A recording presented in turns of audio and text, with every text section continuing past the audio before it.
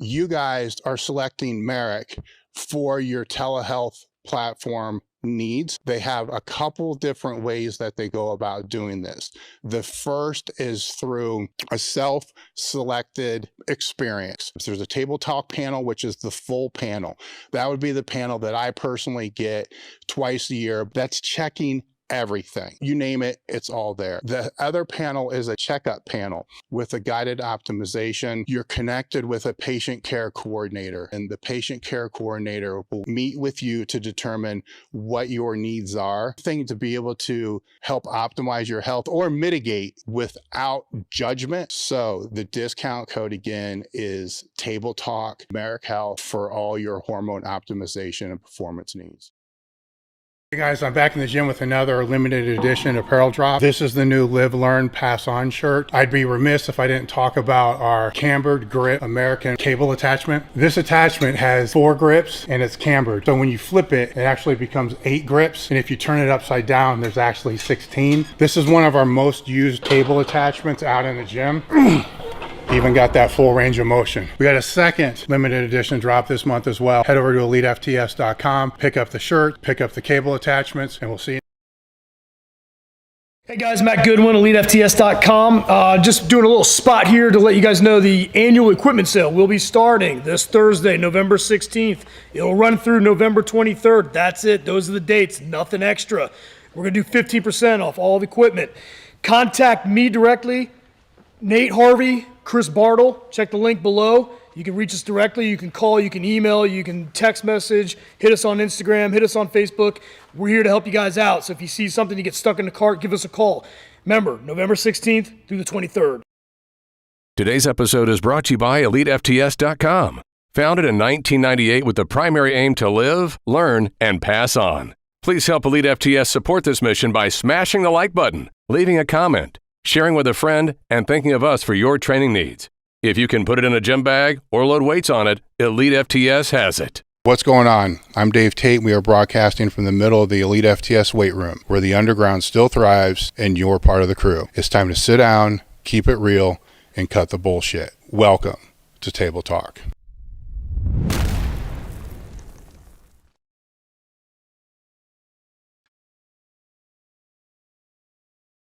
What's going on? We're back with another episode of Table Talk. Today, our guest is Vigorous Steve.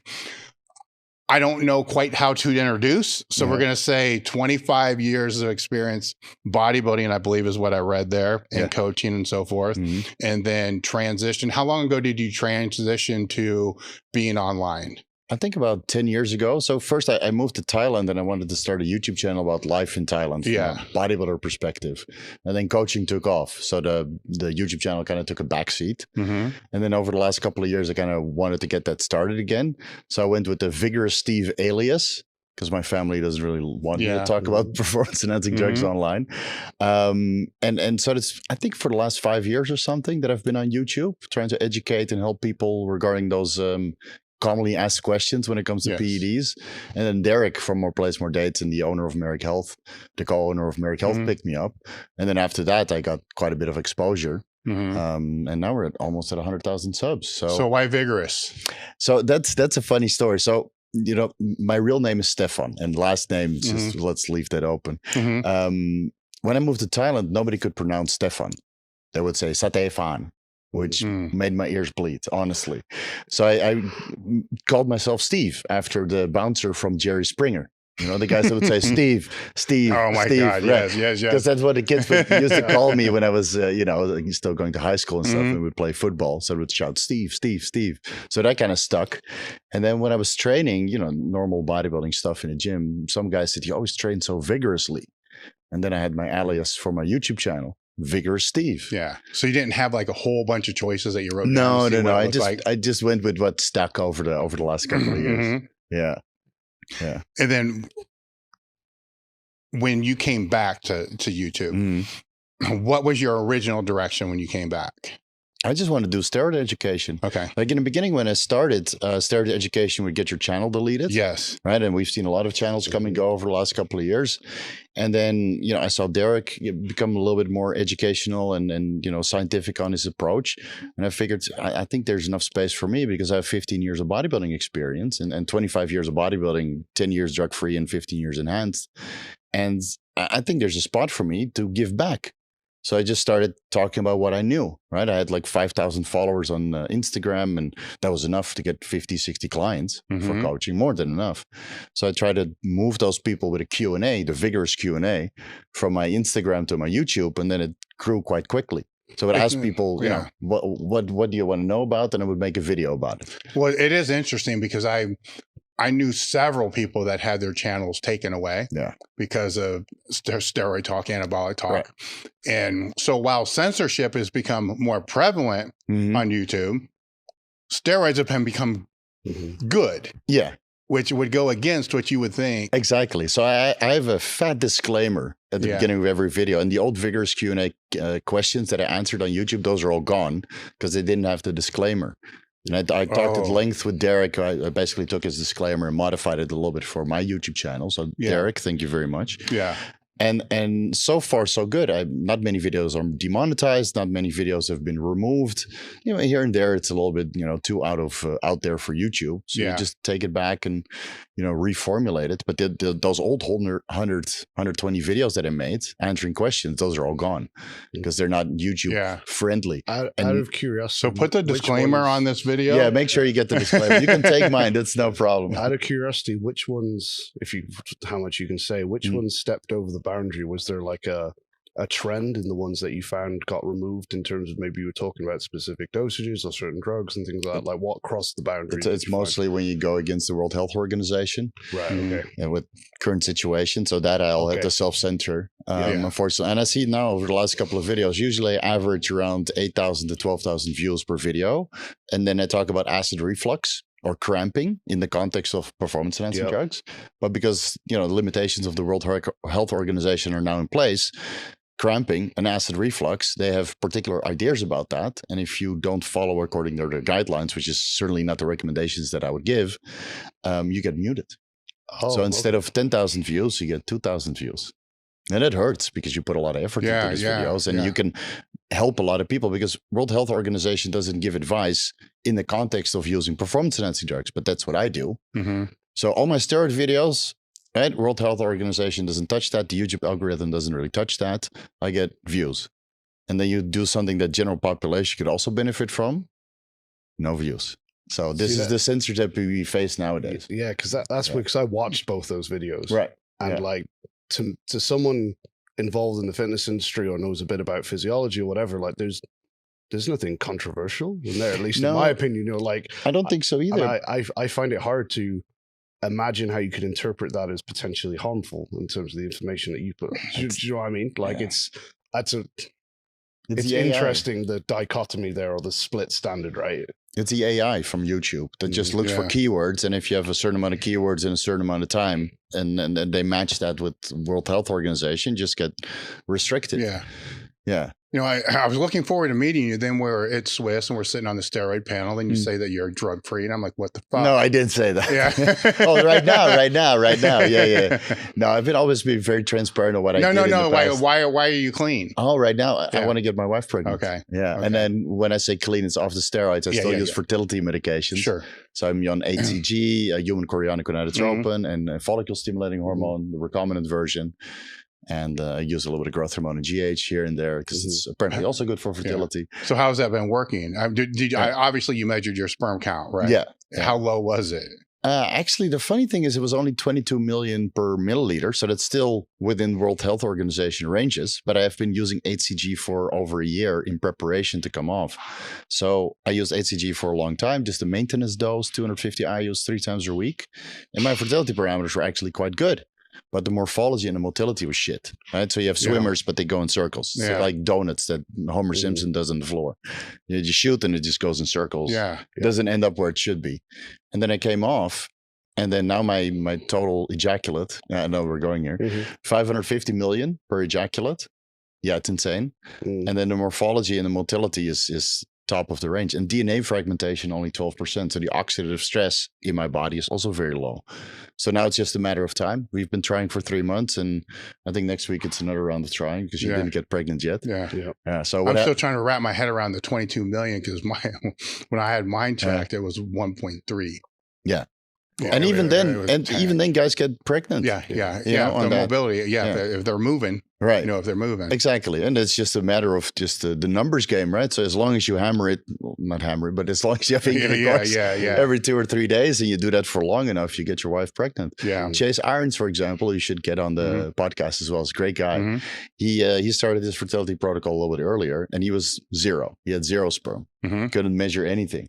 So he always called himself the pullout king for no reason. For a guy. And he got his wife pregnant, I think, in 6 months with a comparable fertility protocol. So that's why he's so big and saucy now, because he's like, all the drugs I didn't take when I was off, I'm just gonna. He's gonna make how about shit when he said what he was taking. It wasn't out of the realm of what I have known. Either. No, it's nothing new. It's a lot of pro bodybuilders do, but don't talk about it because they got their muscle tech contract. Well, that's I'm like the oddball out on this panel, right? So they're all trying to define TRT. And I just said it's the new, oh God, I forget what I said. It was the new lie by omission. Because that's what true. It is. Because that's what it is now. How would you define it? TRT, like real TRT. It's a sports car. A lot of men, they can't afford a Ferrari, so they're going TRT. That's the same midlife crisis drug that men take nowadays. I get the questions all the time. I mean, my YouTube is partially about TRT, right? Because I'm trying to diversify. And you see all these guys in their midlife crisis are 40, 45, 50 years old. They really can't afford the Ferrari to get a girlfriend half their age. So they're like, you know what? I'm going to do the next best thing, TRT. And then they start looking into that. But in our fitness community, everybody, like you said, lie by omission. I'm on TRT. But in reality, the testosterone dose is enough for 5 guys on TRT. Again, there's nothing wrong with that if you're an athlete. Well, you've been online long enough to know that, there was that whole time period to where you just avoided the topic. Right. You didn't lie, but you lied by omission. You just didn't answer it like many celebrities do now. They just avoid the topic. And that's kind of what you did, where that TRT kind of made it like, well, now I can kind of say, and the number of people that have told me, man, I just take like 400 megs. That's it. And you're like, you're out of your fucking mind. You're purple, swollen. Your calves are pink. And it's terrible. So they want to admit to a little bit, so you take the issue off the table. And I think it's not as bad as lying about it, calling yourself natural when you're clearly not. So you say in our TRT, and everybody in our space kind of knows what you mean, right? He's trying to cover the legal aspect, right? He has a script, and whatever he does besides the script, that's nobody's business. Okay? So you're semi open, but not completely. And then you have guys that just talk everything what they take, which might also be to the detriment of the fitness industry, because when I look at my comment section, there's now a lot of 16-year-old, 18-year-old kids in there. That's what I was going to ask you about, because when it was taboo and kind of avoided, the big push from everybody is why are people lying? Why are they not transparent? We need transparency. This is bullshit. Natty or not videos, every other video on the stream. And then people become transparent. And then I don't think they thought of what the negative side effects of that could be. I agree. And now we got high school kids on trend. And now the same people are saying these high school kids shouldn't be on trend. Like, I want to kind of say, but aren't you guys kind of why? It is true. You insisted, That's what I mentioned in the Steroid panel. Like, I asked people, how many, parents are here with kids like 13, 15, 16-year-olds. And a good amount of people in the audience actually had kids that age, right? Which is usually the time where kids start taking SARMs. Yes. And it wouldn't surprise me if some of those kids are in my inbox asking about, SARMs and steroids or height protocols, right? Because I want to be a little bit taller. And that's something I didn't expect to happen. But YouTube is public. So anybody can access it. And when you age restrict your videos, the kids will still find a way to get in there, because there's no age verification really on YouTube. But that also limits the growth of your channel, because now, it's not public anymore. You need to register for YouTube. So you're missing out literally on 40% of the views. So it makes it very, very hard. And that's why I have the disclaimer. And that's why I always try to highlight the potential risks, things you need to pay attention to. Of course, you have timestamps. So guess what? I have like 5 timestamps per video. And which timestamp does the best? the protocol timestamp. Yeah, they're just skipping straight through it. Yeah. Well, I think it's just more conversations have to happen that those kids can relate to, because if you have a teenager that is convinced they're going to do it, there's really nothing any of us are going to say that's going to tell them otherwise. But at the same time, it becomes this moral dilemma. Like, what exactly are you going to say? Yeah. With, how you're going to safely do it. And it's a weird line. Yeah, so that's what I've been trying to do as of recently. Like, how can you have to think like a kid, and they're going to make the decision, and you make a video to get them in, and then you try to educate them in the 10 minutes that they have attention for. Because ideally you have a 1 hour video about this, but guess what? They're going to exit after 5 minutes, or not even click it because it's 1 hour and they'd rather play video games. So if you can compress it into a 10-minute video and kind of make them aware of the potential risks and what they need to pay attention to.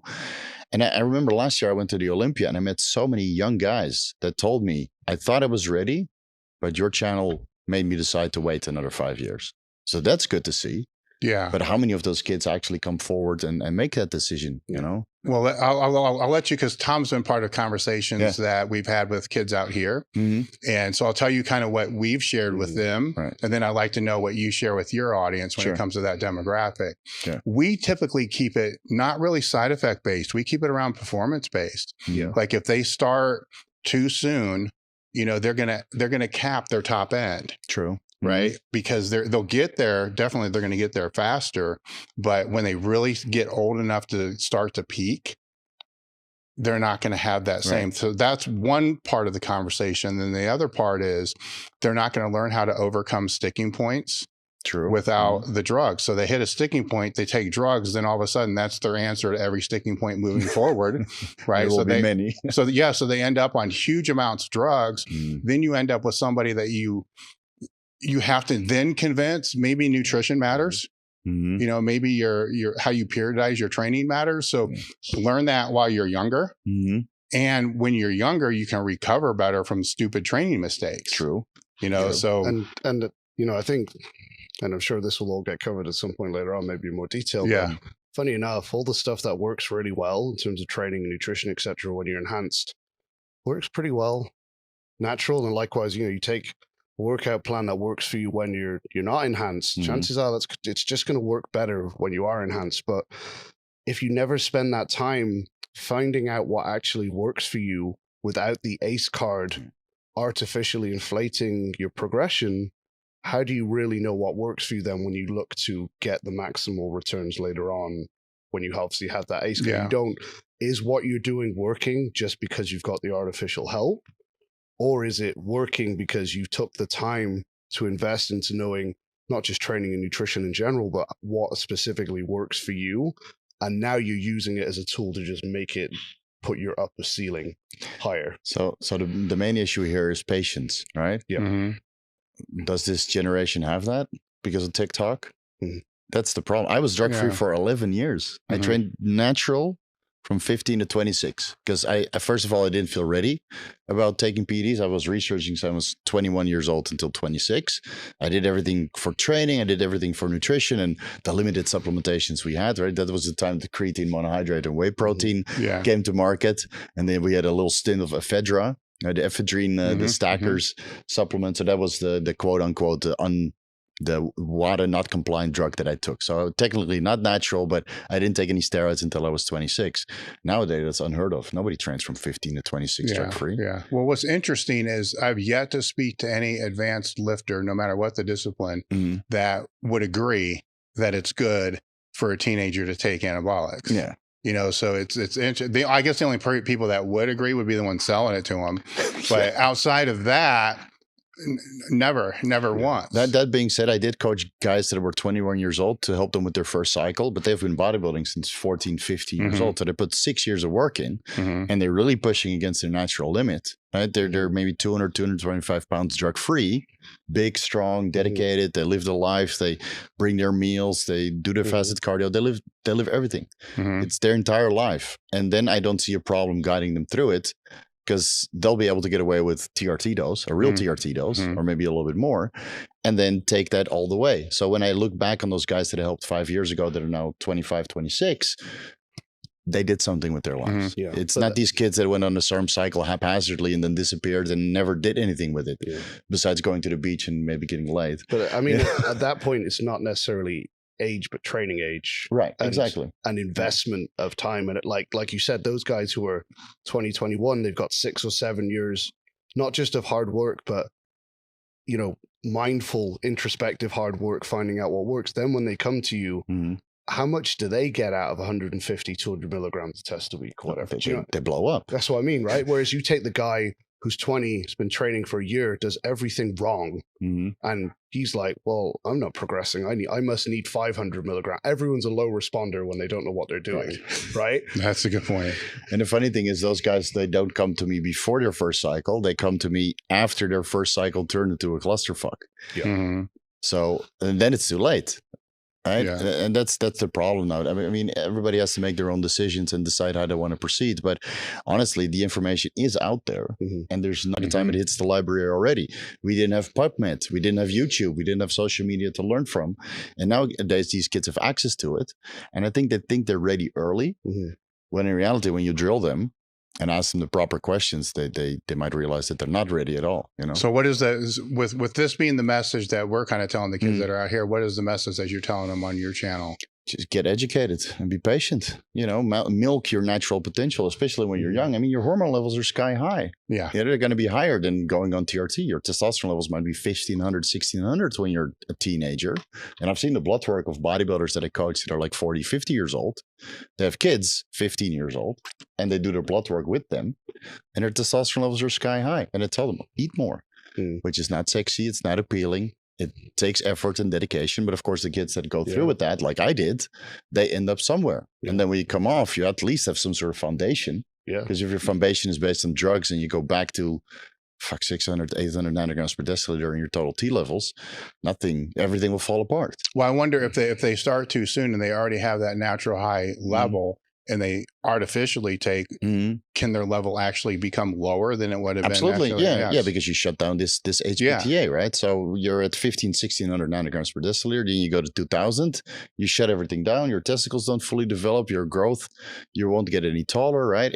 All these little things that go along with it. And I've had many classmates over the years, when I was still in high school and even university, that took steroids from their dad's Dianabol and Anadrol jar, right? They had those big jars from Thailand, and they would just do oral only cycles, and they got big and puffy and reasonably strong and had a decent physique.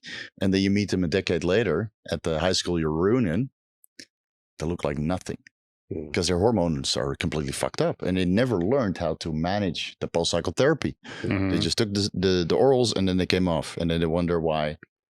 Right? So I think there's a lot of education that needs to take place, but you have to realize that there's so much more to learn always. Right? And that's what I realized this weekend. I thought I knew a lot, and then you meet people at Swiss and you're like, okay, wait a minute. I got to humble myself, and I'm a steroid educator, you know? Yeah. Do you think there's a general lack of information about PCT in general? Because everyone wants to click the maximal strength steroid cycle, right? Yeah. Everyone wants to click that timestamp, right?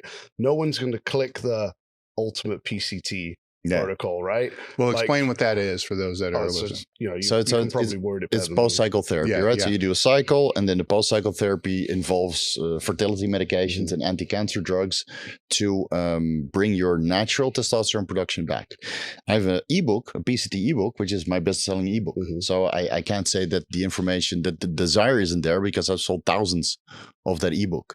So, interesting, because it's with what Tom's saying. Yeah. It's like most of the people that I know, they go. I had somebody many years ago, when early 20s, I asked them when they went on, and they said, well, I started in like 1983, right? So it's almost non-existent to where it's just it's up dose, down dose, then so from what we see, it doesn't really exist. No, not as much. And that was going to be something I want to talk about later, how the whole on-off thing now almost doesn't exist. And that's like archaic thinking supposedly now. But when I say like PCT, almost like at the basic mechanism, like what actually happens when you come off, and you see like people think like, oh, like this is so common, right? Like you guy does a steroid cycle. It's like, well, I'm going to get jacked, get bigger. And then they come off and they're like, well, I can't get jacked now because I'm not on. So I may as well get fucking ripped. Yeah. So what do? They bring their calories down. They put their training volume up. All of this whilst they're coming off the assistance. And then they wonder why all this turns into a clusterfuck. Yeah, I know. If you understood what happens to your cortisol and all the secondary messengers, all that stuff, when you come off this stuff, you realize your carbs need to go up. Your training volume needs to come down. You need to wrap yourself in freaking bubble wrap. Basically. When you do this stuff. Because then not only are you're doing the harmful bit here and taking the risk, you're then fucking throwing most of it away. No, straight afterwards. Yeah, let's go deep into that after. I want to go to one topic first because it still kind of stays with the younger kids. Then we'll get into that because that needs to be covered big time. With the kids that are going on, they're not going to get this prescribed by Merrick. They're not going to get this prescribed by a doctor. It's going to be black market, right? So what's the difference between the black market and the pharmaceutical? So the pharmaceutical is obviously on prescription, or you source that online somewhere. And then don't get me wrong, there's plenty of sources that have all pharmaceutical, all legitimate. It costs more. And the barrier of entry is a little bit higher because you have to order that online. Whereas with SARMs, you can just buy it anywhere in the US. So this is the biggest problem nowadays. Kids don't even use testosterone, they use SARMs. And many of them are so uneducated that they think it's supplements. Just like the pro hormones, they thought that was supplements. I mean, GNC sold thousands of different pro hormones back in the day, shutting down these teenagers. And same with SARMs. So the difference is between pharmaceutical prescribed TRT is that you have to go through a clinic and there will be a physician to determine for you if you need that or not. Now, of course, there's ways to circumvent that. I have videos about how to get a script. I mean, we all go through this process, especially when you're older, you don't want to come off. So you crush your hormone levels temporarily, bring your LH and FSH levels up. And the doctor's like, okay, you're androgen deficient. Here's your script. That's how I got my script in Thailand because they don't want to work with you if you're on steroids. So that is the legal side of it. But a lot of the kids would just resort to, whatever they can find. Yeah, the gym bro, he sells some underground lab. You don't know what you're getting. They get terrible post-injection pain, a terrible infection, So what are some of the things that you've seen from the underground labs, that such as those things that people I see that all the time. This is what my lecture was about, right? I wanted to teach people the difference between underground labs and pharmaceuticals. Pharmaceuticals use United States standard pharmacopoeia carrier oils, which are, produced in a good manufacturing facility. And that passes, third-party testing, batch to batch, and there's oversight. So the product that they use in medical settings is good, right? And then maybe sometimes with particular brands, it might not be 100%, which happens, of course. But with underground labs, there's no oversight. It's built in somebody's bathtub. And I'm not against home brewing at all. When you control the variables, you order the raws, you order the carrier oils, you get a little lab going in your home and you use that for yourself, not for selling, for yourself, right? You control the variables. At least it's better than letting somebody else control the variables. And now you don't know what you get. And the biggest problem nowadays with the underground labs is that they use oils that are not oils, but solvents. So imagine cleaning this table. You use some sort of solvent, right? To clean the dirt off. That's what they put in the oil. So that you're injecting that. So you inject something that is going to dissolve you from the inside. This is what my lecture was about. Yeah, it was. And in Asia, it's a huge problem. All those manufacturing facilities in India and China and Thailand, they all use this ethylated propylene glycol to easily suspend the raws in.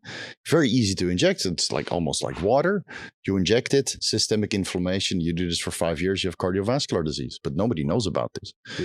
Yeah. It's not so much of an issue here in the United States, but in Asia, it's a huge problem. Yeah. I think in those contexts as well, the things that scare me a lot in the underground lab specifically is like, okay, you buy your test blend, whatever. Okay, maybe it's underdosed. Maybe there's a solvent that's not good, right? But then you get these guys buying Clen, T3, DNP, things like that. You dose that badly. Yeah, the repercussions acutely are enormous. You know what I mean? Like you take too much test for 4 weeks. Yeah, you get sides and whatever, right? Your DNP is overdosed, your T3 is overdosed, or what? You're dead. You're dead. Yeah, and that you know, I don't want to scaremonger people. That's not what this is about. I know, but no, but it's true. It's true. Like when people forget, people put those kind of drugs, you know, like the type of drugs we'd see in contest prep and things like that. They put those in the same bracket as those, you know, injectables and whatever. But the reality is the acute potential side effects of drugs like that is a totally different level again, I feel. And people use them haphazardly anyway to get the results that they're after. So there's only so much education you can provide. In the end, it's up to the individual to learn and make the right decisions. Because again, all the information is out there. All you have to do is look for it. But people are lazy to find it and get educated. Yeah. So I don't think there's any excuse. And if people still want to make these mistakes, so be it. Yeah. You know, I mean, survival of the fittest. I'm going to be brutally honest. Like if you're so dumb that you don't want to do the research and then still take these drugs without rhyme or reason, and you get injured or hurt, you know, it's on you. Yeah. And I think one of the good points that did come up in that steroid panel is, and I'm not saying we shouldn't put more education out there, we absolutely should, but, you know, I can't remember if you or one of the others that came out with how much information is there out there about smoking, alcohol, etc. All being bad, obviously, but if people want to ignore it, there's nothing you can put it on a billboard outside their bedroom window. Well, everything has a risk-benefit ratio, right? So we'll get into the post-cycle therapy because I started decades ago, right? So back then, the norm was you would take it for the competition and then you went off, you know, whatever time period, then you take it like 8 or 10 weeks. So there was more time off, but so we didn't really have post-cycle therapy. It was just a long time, you know, off in between. But then that went away, you know, that became like not even a thing anymore. And then the post-cycle therapy did come in. It probably always was there. I just didn't know. You know? So I mean, there was no internet, right? So you're just going off whatever the person's telling you that's there. Where I had more intelligent advice from that. And there weren't a lot of compounds because when I first went on, it was basically shit that was being stolen from pharmaceutical. They were probably making it and selling it out that back door, but it was legit pharmaceutical. And then years later that gets shut down. I think it was Operation Raw Deal, probably. It was either that or drove it underground. I think that was more the war on drugs. I think going back to like Reagan and that. Then then it ended up going Mexico. Then it was Mexico for a while. Then that got shut down, and then it ended up China. You know, and then it ended up kind of where it is now, just kind of with the raws and people the home brewing, and then there were just not that long ago companies like Merrick. There's no reason anymore for people have to crash their testosterone. I don't think so. When you have companies like Merrick and that can definitely there's no bias. You're not going to walk into the doctor's office like I had to deal with and you had to deal with. All of us had to deal with. You go in there for a runny nose or a cold, it's because you're on steroids.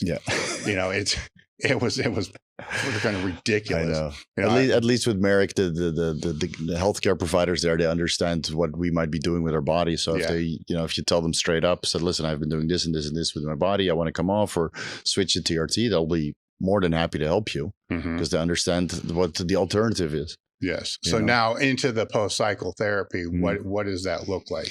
So, you know, before we did blasting and cruising, right? And I'll be straightforward. I did blasting and cruising for 9 years straight. Right? I know all about that. So 9 years straight. And then at one point I decided to come off. Right. It was the last time I was diagnosed with non-alcoholic fatty liver disease because I was power shoving food to get big to 260 pounds. So you just eat for an entire year and some of the fat gets stored in your liver. And when I did an ultrasound on my liver, I held non-bioidentical steroids. So that's a tren, nandrolone, mastrone, boldenone. You'll let that metabolize from your body, but that might take months. Right. So you don't want to stop cold turkey. These steroids are self-tapering. So from one day to the next, you're not going to be androgen deficient or weak. You know, nandrolone decanoate takes months to clear from your system, and even trimbolone acetate might still be active for like 4 to 6 weeks. So you stop that while you're on a testosterone replacement therapy dose, 150, 200, maybe 250 if you're a big guy. Then you keep that testosterone replacement dose at the same time you run HCG to kind of restart your testicles. Right? This might take 4 weeks, 6 weeks, maybe 3 months before you're used to this TRT dose with HCG. Then you take the testosterone out, you wait another 4 to 6 weeks. Let the exogenous testosterone metabolize while the HCG is keeping your testicles active. Then you stop that, and then you go to the enclomiphene, clomid, Nolvadex, raloxifene, the selective estrogen receptor modulators to block the estrogen alpha and beta receptor in the brain, which is the main negative feedback of luteinizing hormone and follicle stimulating hormone production, which is then the signal to your testicles to produce more testosterone. Now, human chorionic gonadotropin, HCG, sends a similar signal as luteinizing hormone. So you can replace LH with HCG on cycle the entire year. Mm-hmm. So if you will prepare for your post-cycle therapy and you add in the HCG, then you replace that with LH, at least you're not androgen deficient. Right? My testosterone levels are now about 700 nanograms per deciliter on HCG monotherapy, which I use for fertility to replace the LH. I'm not counting on my pituitary anymore because it was shut down for 10 years. Mm-hmm. So I'm supplementing with HCG and FSH to have adequate testosterone levels and adequate spermatogenesis for fertility, which came back beautifully, I will say. Mm-hmm. If I were to do an actual post-cycle therapy, take the HCG and FSH out, take Nolvadex and Clomid or enclomiphene, which is a little bit more popular and less side effect compared to Clomid, then I would be able to recover testosterone production. But the last time I got 400 nanograms per deciliter, 420, and now I'm 700. So this is the difference. Like, do you really want to come off? Or do you want to come off and replace it with fertility medications to get somebody pregnant and then hop right back on? Because after 12 years, 15 years of steroid use, I don't expect my pituitary to signal my balls anymore. Mm-hmm. I have to replace that signal. I have to spend copious amounts of money on peptides. It's not cheap. Do you think that the general trend in moving from on, off, as in on and strictly off, and to blast and cruise for long periods of time, though, is potentially, let's pretend there's zero health implications to blasting and cruising as opposed to off and on. Oh, I wish. Yeah, let's pretend, let's look at it from a purely results driven perspective. Do you think there's the potential that people are almost handicapping themselves by never coming off truly, in that they're permanently downregulating androgen receptors? No, you don't think that. I don't believe in. No. So let's answer that question first. So the androgen receptor, you have two androgen receptors that bind together when testosterone or other androgens bind to it. They bind together, and depending on the binding affinity, you get more or less androgen-mediated gene transcription, which is it attaches to the DNA. It makes messenger RNA, and this messenger RNA makes machinery. Which includes new androgen receptors. And it makes logical sense, because if testosterone takes two androgen receptors for gene transcription, you need more androgen receptors, right? Because otherwise one shot of testosterone would make you, insensitive to androgens. So this machinery that works, within the nucleus of the cell, it starts transcribing DNA. It makes RNA, different RNAs for different machinery. It could be sexual binding globulin, could be binding proteins, could be androgen receptors. So all the literature currently says that testosterone, DHEA, dihydrotestosterone, and to a certain extent estrogens, contribute to androgen receptor production. So by going on steroids, you have more androgen receptors. And this is why we escalate the dose upwards. You don't start with a gamma test. If you're natural, you don't go to a gamma test. It wouldn't work. You go to TRT. So you bring your testosterone levels up from, let's say, 600 to 1200, double. Now you get potentially on paper double the androgen receptors, right? Because your concentration is twice as high. Then from 1200, you can go to 2400. You can double the testosterone again, and now you get double the androgen receptors. So first, you have to increase the receptivity to higher dosages. And if you do that in a step-by-step fashion, you get less side effects, because the androgen receptors on skeletal muscle are receptive for more androgens. So this is how you build your cycle. And then at one point, your health becomes unmanageable. Maybe after 6 months, 9 months, doing this slow and steady, maybe you end up in a gram a year in total, for example, right? Maybe health becomes unmanageable. You come off. And in this context, I believe off is good, because you get to clean out all the genetic adaptations, the epigenetics kind of take a break. It has nothing to do with androgen receptor sensitivity. That will come back, but it's just purely to clean out and give yourself a physical break. So all these processes which are now upregulated can get a break, and you can detoxify. You don't train as hard. You really focus on your volume restriction, right? Because now you're back to normal testosterone levels. And what I introduced to the fitness industry is you have an HCG bridge. So you go to HCG monotherapy instead of testosterone replacement therapy. So you don't cruise anymore. You do HCG monotherapy. Fertility comes back. testosterone levels come back, and overall testicular health is improved for the 3 months that you're off. And then when you start again, how you respond is stellar. But then, like what you said, you need to increase your food, reduce your volume, make sure you put the extra effort in the gym, because you can't slack. Because this is what I didn't do, right? I wanted to stay in shape for YouTube, stay lean. Guess where all my gains went? Down the toilet. Yeah. This is, you have to be marketable. If I show up like a fat dude on YouTube, nobody would take me seriously, because bodybuilding and physique sports is very shallow. Yeah, 100%. Let's be honest. Well, it's not magazines anymore either. No, they used to be able to do that because they wouldn't. Nobody would see them. Right, but now I'm on YouTube 4 times a week, 5 times a week. So it's better to be lean than to look chunky. Yeah, but for performance as an athlete, you would better off ending up chunky and wear the hoodie and just hide away. Yeah. But my audience is more than just bodybuilders. It's a lot of high-level entrepreneurs, and they care about that shit. You need to look like you know what you're talking about, and what is this called? Where you practice what you preach. So if I come off cycle and I get chunky, then I'd be strong in the gym and a lot bigger. But from a business perspective, it would be detrimental to my income. Yeah. So this is the downside of being on social media. So if you're not on social media, just eat up, stay strong, get a little bit of fluff, like back in the day where we were in shape for like 2 months out of the year, and the rest of the time we were hidden under sweatshirts, that would use to paint the house with, in the old school time where you just wear whatever in the gym. Now it's all fashion. And then you would just, be freaking swole in the off season, in the winter, have all this padding to lift heavy weights. And then the next time you diet, you'd be in great shape. But I'm glad you mentioned having like a clearing out of systems in general, because you cleared up the androgen receptor thing. I'm glad you said that the way you did.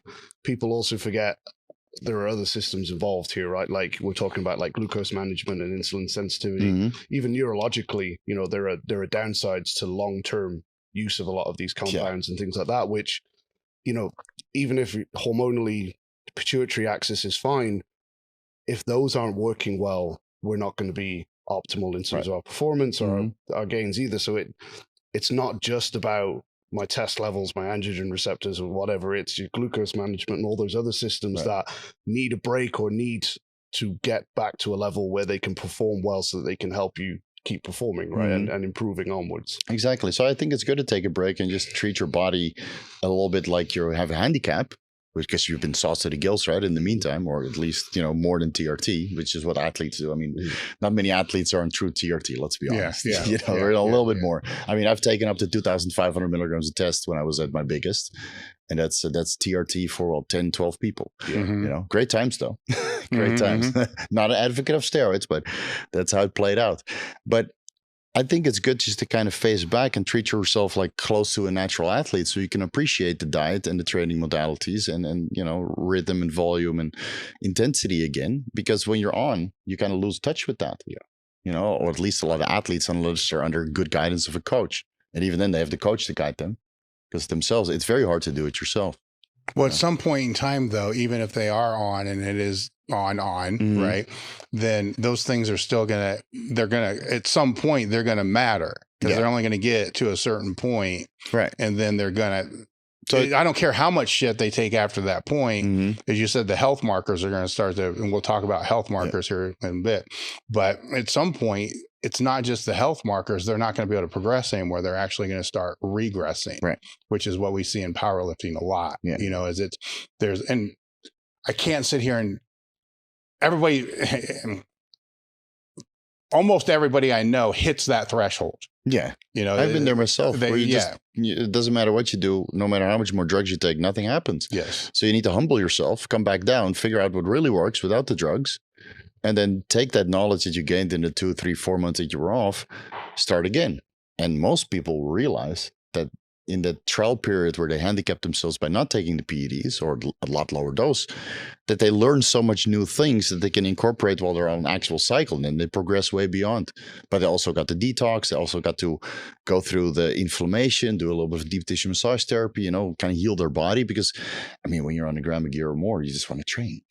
You just want to kick ass in the gym, I mean, I was the same. I'm not going to take a day off. I'm glad you mentioned, though, there being a ceiling, because how many people do you kind of interact with where for a fact that they're claiming they're hitting a ceiling where they take more and they get nothing from it, or they say to you, oh, I can't take that dose, that'll do nothing for me. but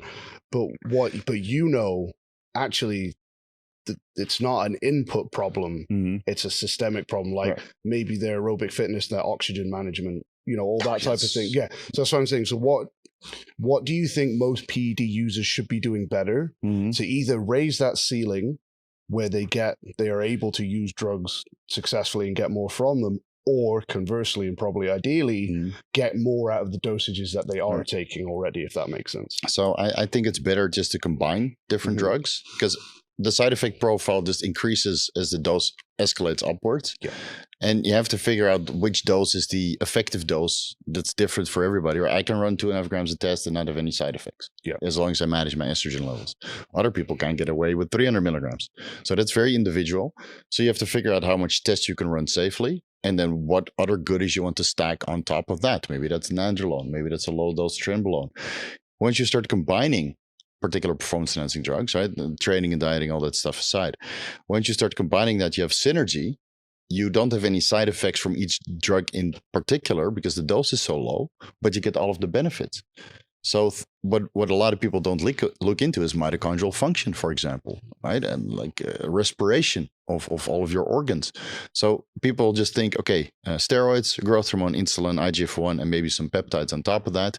But there's so much more you can look into. I have hundreds of videos about what you can look into besides these traditionally used PEDs, which are not damaging to your health, are not going to manage fuck up your blood work, might actually improve or accelerate the drugs that you're taking. So instead of taking 200 milligrams, it feels like 500, but you get the side effects of 200, which are non-existent. So stacking stuff together is ideal, again, assuming that the training and the diet and all these little things are optimized. That's I made a video about this for EliteFTS yesterday or 2 days ago at Swiss. Just look into all little avenues and optimize everything, which again makes it become a full-time job. But if you're an athlete, this is your full-time job. It's not just training and injecting and eating. It's all these little things on the side where you just manipulate all these little things. And I mean, it's the same with operating a business. I mean, it's not just marketing and product. There's so much other things that goes into it. So every athlete and even the recreational lifters need to understand it's basically a giant soundboard, and you need to, mix all the tunes until it's perfect for you. And you get this perfect music that's for you as an individual. But that takes a long time. And if you can't do it alone, hire a freaking coach. That's what they're there for. Not me, I retired, but there's plenty of other good coaches in the world that follow my advice and can duplicate everything that I, put on YouTube for free. So when you're saying about maybe other compounds that help you get more out of the ones you already take, would you be maybe talking things about maybe injectable L-carnitine and things like that sensitize your androgen receptors and things like that, stuff that even drug tested, drug free, whatever that actually means, right? Athletes could take, but then enhanced lifters kind of ignore those things, right? Thinking, well, if a water athlete can take that, surely that does nothing for me. But it's like, well, if your androgen receptors are more sensitive and you've got loads of androgens and more androgen receptors, as you said, because they're all, you have more to gain than that drug-free athlete from taking things like that, right? But I think that kind of, and I think you recently made a video on things that drug-free or drug-tested athletes can take that, fall into this gray area bracket. I think all of those just get subconsciously looked over by these individuals because they're like, well, why would I do that when I can just take 100 milligrams more tren? Exactly. But it's not sexy. People go with the most commonly used drugs. So that's tren, nandrolone, mastrone, maybe Primo if they can afford it. But it's all these little compounds that help. So you have testosterone replacement therapy and hormone replacement therapy. Testosterone replacement therapy is just test and something to control estrogen. Hormone replacement therapy is full replacement of hormones. So you have testosterone, DHEA, pregnenolone, HCG for testicular function. So you get DHEA, pregnenolone, and all of the intermediate hormones. Libido is 10 times better. Metabolism is higher. You even have HCG receptors in the brain, so cognition is improved. All these little things help. It also complicates your cycle. So again, this is where the difference between recreational users and professional users. The professional users treat it as a job. And they understand that you can't just optimize the androgen receptor, you have to optimize everything. So he's saying carnitine helps a lot, even though the evidence of androgen receptor density increasing is a little bit thin, it can surely help with fat oxidation. Yeah. And then you have to decide as an athlete, do I want to optimize fat oxidation further, or do I want to optimize glucose oxidation? And that happens in the mitochondria. Yeah. So you have several drugs which you can take, like mildronate, for example, or diiso. It's abbreviated to DADA. It's a very relatively new compound. It optimizes glucose oxidation and ATP recycling. So you might have literally unlimited energy. This is the video that's dropping today. So after we're done, I'll show you. You have so many more compounds that can optimize every little vector of your physiology that once you do that, you can stick with TRT, a little bit of growth, a little bit of insulin, and then look into these other compounds and make your HRT feel like an actual steroid cycle. Yeah. But of course, it makes it more complicated. You have to inject more stuff or use more stuff. You have to source more stuff. But I think that's better than just hammering one pathway. Or some of this stuff is just effort. Yeah. Unfortunately, what I mean by that is like, you guys are going on drug cycles or whatever, but they're doing zero cardiovascular work. They're not getting any sunlight exposure. You say that some of these guys, like, instead of pitting yourself again, have you thought about using something like red light therapy or something like that? Right. Something that's going to make whatever you're doing just more effective, regardless of the dosages and maybe what drugs you're using. But that's too much effort. Yeah, but you see the athletes that excel, they're doing all that stuff. Yeah. They got the red light sauna, right? And they got the ice baths at home, and they have the cardio machines, and that's their lives. Of course, not everybody is a full-time athlete, and then the barrier of entry is so high that they don't even want to undergo that route. And I get it because it's a lot. It's a lot, but I think even the difference between TRT and HRT, right, which we just discussed, adding in DHEA, pregnenolone, HCG, a little bit of growth hormone, just to optimize and get everything working in synergy. I think that's so much more beneficial than just cookie cutter prescribed TRT. And you get so much more out of it because DHEA levels and pregnenolone levels just plummet when you go into testosterone. And you need DHEA and pregnenolone for cognition, well-being, memory formation, empathy, but also for glucose uptake. So if your DHEA levels are freaking low and you're having a high carbohydrate diet, glucose uptake is not optimal. And this is what athletes don't understand. So, and you can just add in 25 milligrams DHEA. You buy it on Amazon. It's super cheap. You can buy a bottle of 360 tablets for pennies. That's another tablets I try to put in the Anadrol. Okay. Good luck then. Yeah. But that's frustrating as hell, right? Because it's not my problem, honestly. No, it used to be frustrating in the beginning, but now, I've put the information out there multiple times, and if you don't want to listen, that's on you. I'm hands off. I used to be upset, but not anymore. There's enough people that listen, and the people that listen, they really walk away with that from a good experience. And the people who don't want to do it, okay, it's on you. You'll learn the hard way. Yeah. Sorry, but I can't be bothered. You mentioned the L-carnitine, okay, which is intramuscular, correct? Can also do it sub-Q. Yeah, I do it sub-Q. Because it's what I've often wondered sometimes when I hear some of the doses that I hear and then adding in stuff like that. Now, if it's sub-Q, whatever, like where in the hell are they penning themselves to accumulate this much dose? Right? Because in butt. If it's 4 syringes a day, the scar tissue is going to become an issue. Yeah, so this is what I always highlight to athletes. It's better to go from intramuscular to sub-Q, because if you go intramuscular long enough, it's what happened to me. Your scar tissue in your glutes, your hips, it radiates to your IT band and your knees, and now you can't squat properly. And people don't understand this, that all those glute shots or lat shots or shoulder shots eventually will hinder your squat and your deadlift and your bench. So I would recommend people nowadays just do sub-Q, which is what Dr. Eric Kreisler introduced 10, 12, 15 years ago. And of course, in the beginning, you're like, sub-Q, I was against it too. So, there's of course a route from being against it to advocating for it. Yeah. Because when I was against it, I would do a cycle sub-Q and you get these fat marbles, right? The injection depot stays behind. There's not so much blood flow through the adipose tissue. So it absorbs slower. And you have this fat marble. You're touching your lower back, your upper glutes. You're like, what the hell is this? It's like a tumor inside. But it's actually better because now you don't have any scar tissue buildup in the glutes or other body parts. And the release from the injection depot is much slower. So your hormone levels are more stable. So you have less side effects, less conversion into estrogen, less conversion into dihydrotestosterone. And so I would advocate people just to do a cycle sub-Q. And you can pin 1 milliliter, even 2 milliliters per day sub-Q. If the oil is thin enough, like MCT oil, for example, it just disperses, you absorb it, and you can walk away. So I did my previous steroid cycle a year ago, 100% sub-Q, besides the injectable carnitine, the injectable glutathione, which I would take, but I would do that intravenous most of the time. And I don't blame you because that stings like a it stings like a motherfucker. And because I was working through the scar tissue in my glutes for months, with a deep tissue massage therapy, and then at one point it was so nice, so loose bundle like virgin muscle. Of course, using the reverse hyperextension on top of that, because that really tears everything apart if you load it heavy enough. And then my glutes were prime tissue, and now most of the knee issues that I had gone.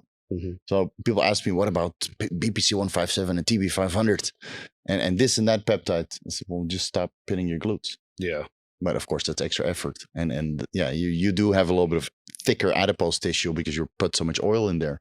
But I think mechanically, it's the way to go. Of course, I wish somebody told me that 15 years ago when I started pinning. A lot of the time, a lot of the research shows that the absorption is actually better sub-Q now as well. So if we're talking about like getting 5+% more out of whatever dosage you're putting in, that's a 5% gain or whatever it might be. At least it's more stable this way, So like the testosterone hits your bloodstream at one point, it gets bound up to the SHBG or the albumin.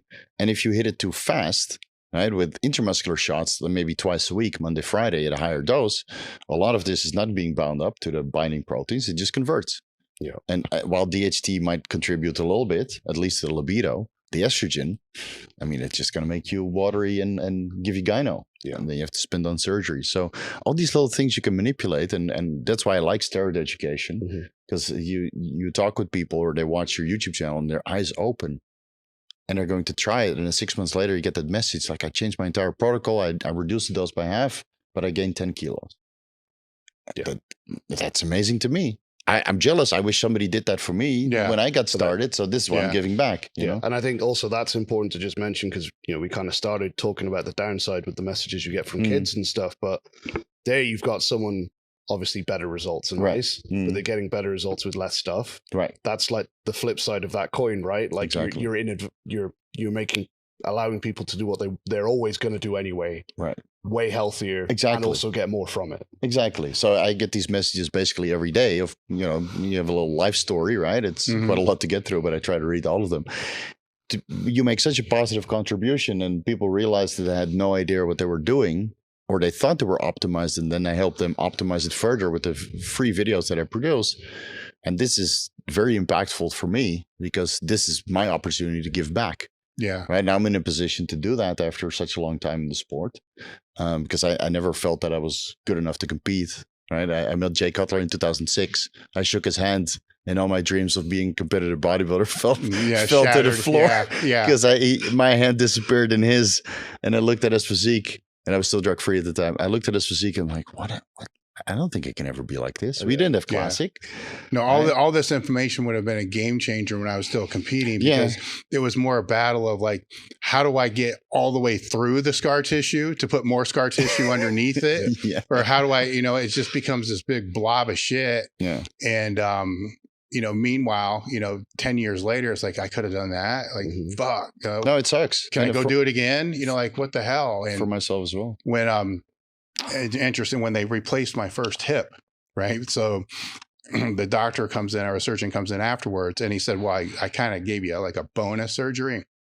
I had a grapefruit size scar tissue. And I didn't even think I had scar tissue anymore, right? Because I couldn't feel it because it's doses it's were basically dead. Well, the doses weren't anywhere near the same. It was wild, right?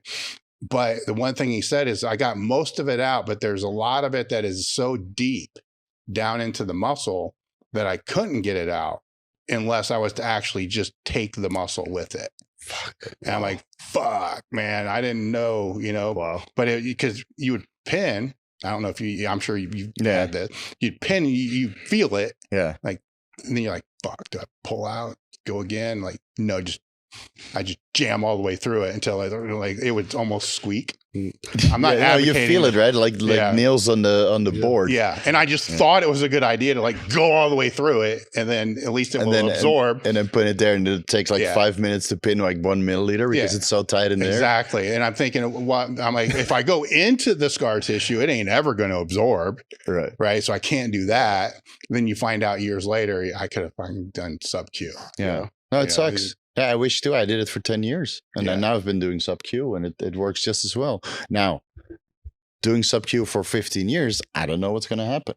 Right? Are you going to have some issues with that adipose tissue there? I'm not sure, but at least the mobility and the knee probably pain. Not worse than that, though, right? No, that's probably worse. Yeah. Well, I think the main thing here, there's a risk benefit to all of it, right? Which I don't think a lot of people are kind of weighing out. Mm-hmm. That there is that. I didn't learn that there was a synergistic effect of shit until afterwards either. And it's like, oh, wait a minute, he didn't just have to drive dose up. Yeah. And it could have been less. So that's it's always in hindsight. Oh yeah, always in hindsight, because I love doing high tests and high GH and high insulin, and I got great results. I got it to 255 pounds in the morning, 260 pounds in the afternoon. Just eating a boatload of food, and of course, even eating a boatload of food, it all passes through your liver, and if a little bit of the fat stays behind, you have non-alcoholic fatty liver disease. And after I opened up about that, you should have seen the amount of people that did a fibro scan and came to me like, Steve, what do I do? It's astounding, And the bodybuilders, at least, they would do a diet maybe once a year. So they diet the fat in their liver off. But the guys who are on a permabulk and just grow, their liver is full with fat. Mm-hmm. And then then the organ doesn't function correctly anymore. So I documented that entire journey, got a lot of shit for it. Mm-hmm. But you'd be surprised how many people actually suffer from the same thing.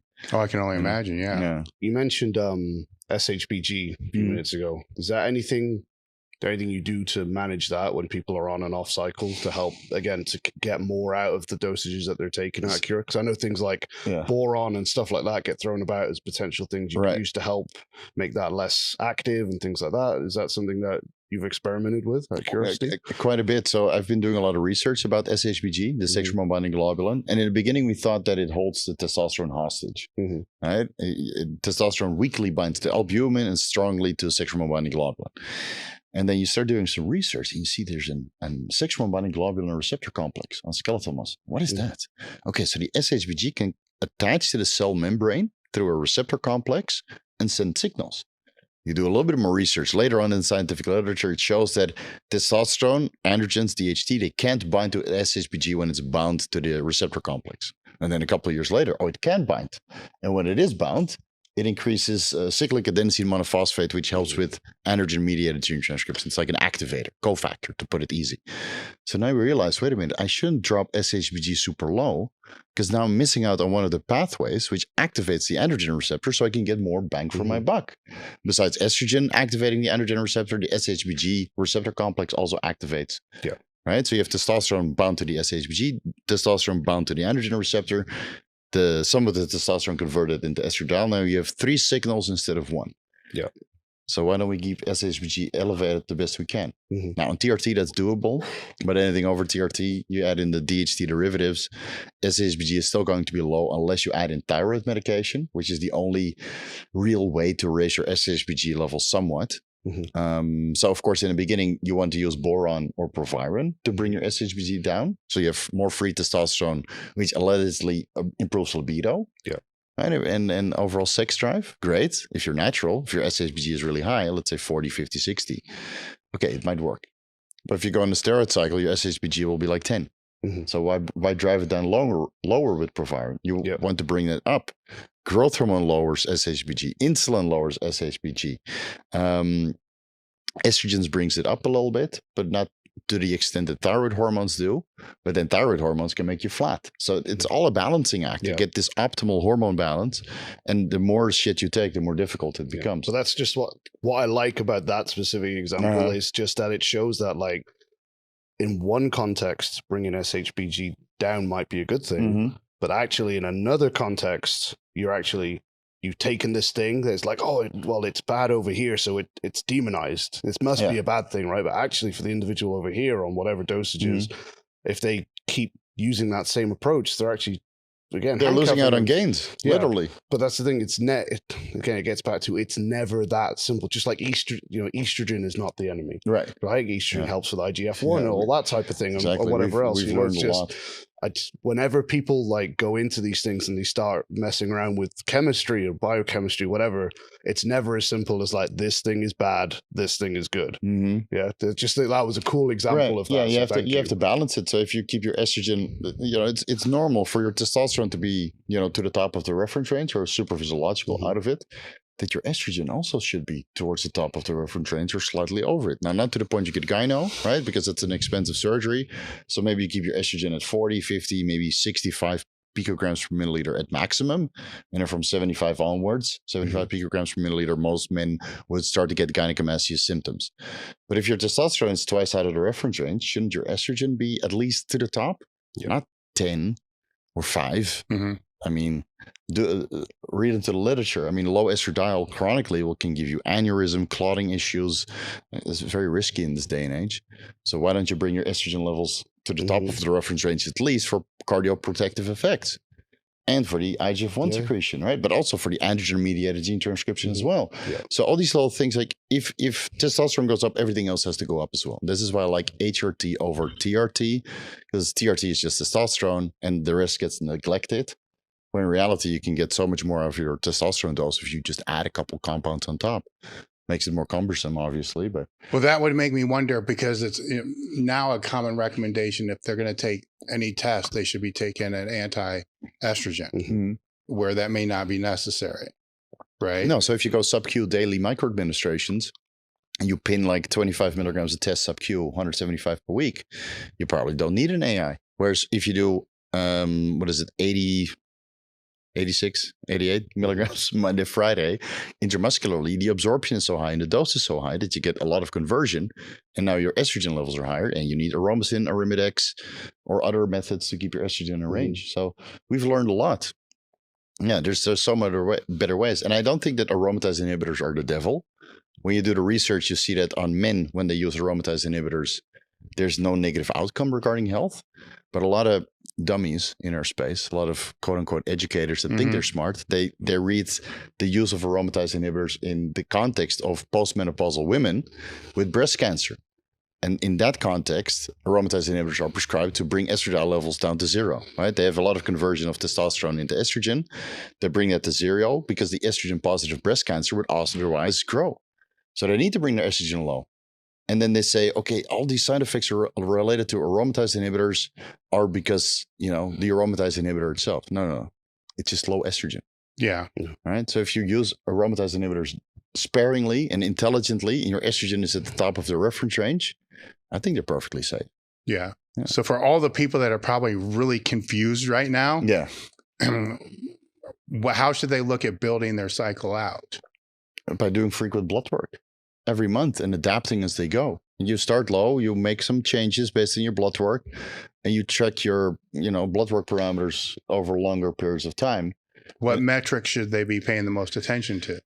Well, ideally, you do a full blood work every 3 months. And then in between those blood work results, you check your lipids every month. You check your estrogen every month, maybe your liver enzymes every month, until you have a grasp on which compounds change your blood work parameters. When you dial in your estrogen level based on your testosterone intake, your DHEA intake, your pregnenolone intake, your HCG intake, and perhaps the use of an aromatase inhibitor, once you dial that in and you don't change anything to your protocol, you don't need to check your estrogen every month anymore because you've got it figured out. Right? But until you figure it out, you better do the blood work because I feel a little bit watery. My estrogen must be high. I need more aromatase inhibitor. Dude, you just had a pizza yesterday.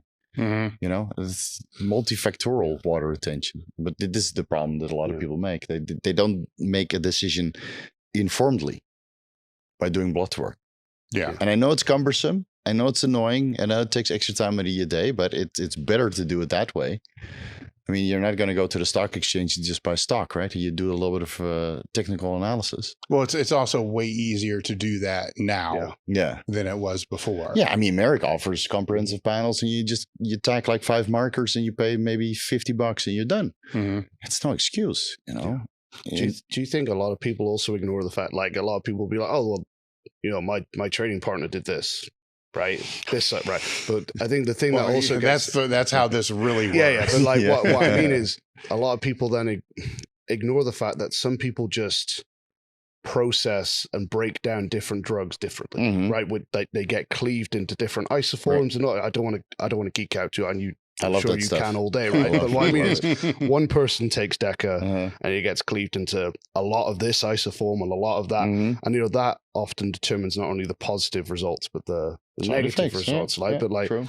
I think a lot of the time people forget that different drugs will cleave differently and get processed differently in different people, and that obviously determines the outcome that you get from it, right? So just because EQ generally gets associated with achieving X, Y, and Z does not mean it will achieve X, Y, and Z when you take it. I agree. Yeah, I agree. But of course, telling people to look into drug metabolism and DNA testing, that's a bit beyond there. And every time I make a video about it, it gets no views because it's just too, it goes right over people's heads. I'm not saying they need to read the textbook. They need to at least understand that different people will metabolize them differently. So you need to be open to the idea that just because your 3 friends take this and get that does not mean that you will get that when you take it. It's the same as in high school, right? Yeah, but my buddy was able to stay up till 9. Yeah, but my parents don't give a shit about that. Yeah. It's your buddy, right? And where's he now? 10 years later, he's probably still in the streets. Yeah. I would say it's probably more so than it is in high school. Yeah. Where they're relying on their buddy, Right. I'm just going to do the same thing, but everybody's different. Everybody metabolism is different. So you need to work with what you were given from your parents. And again, if your parents have shit genetics and you're a bundle of side effects, maybe just don't do it. Right? You can't choose your parents. You can't use your genetics, but through learning and experimentation at lower dosages and then doing the blood work before you make adjustments, I think you can figure out a higher truth of what works for you. Yeah.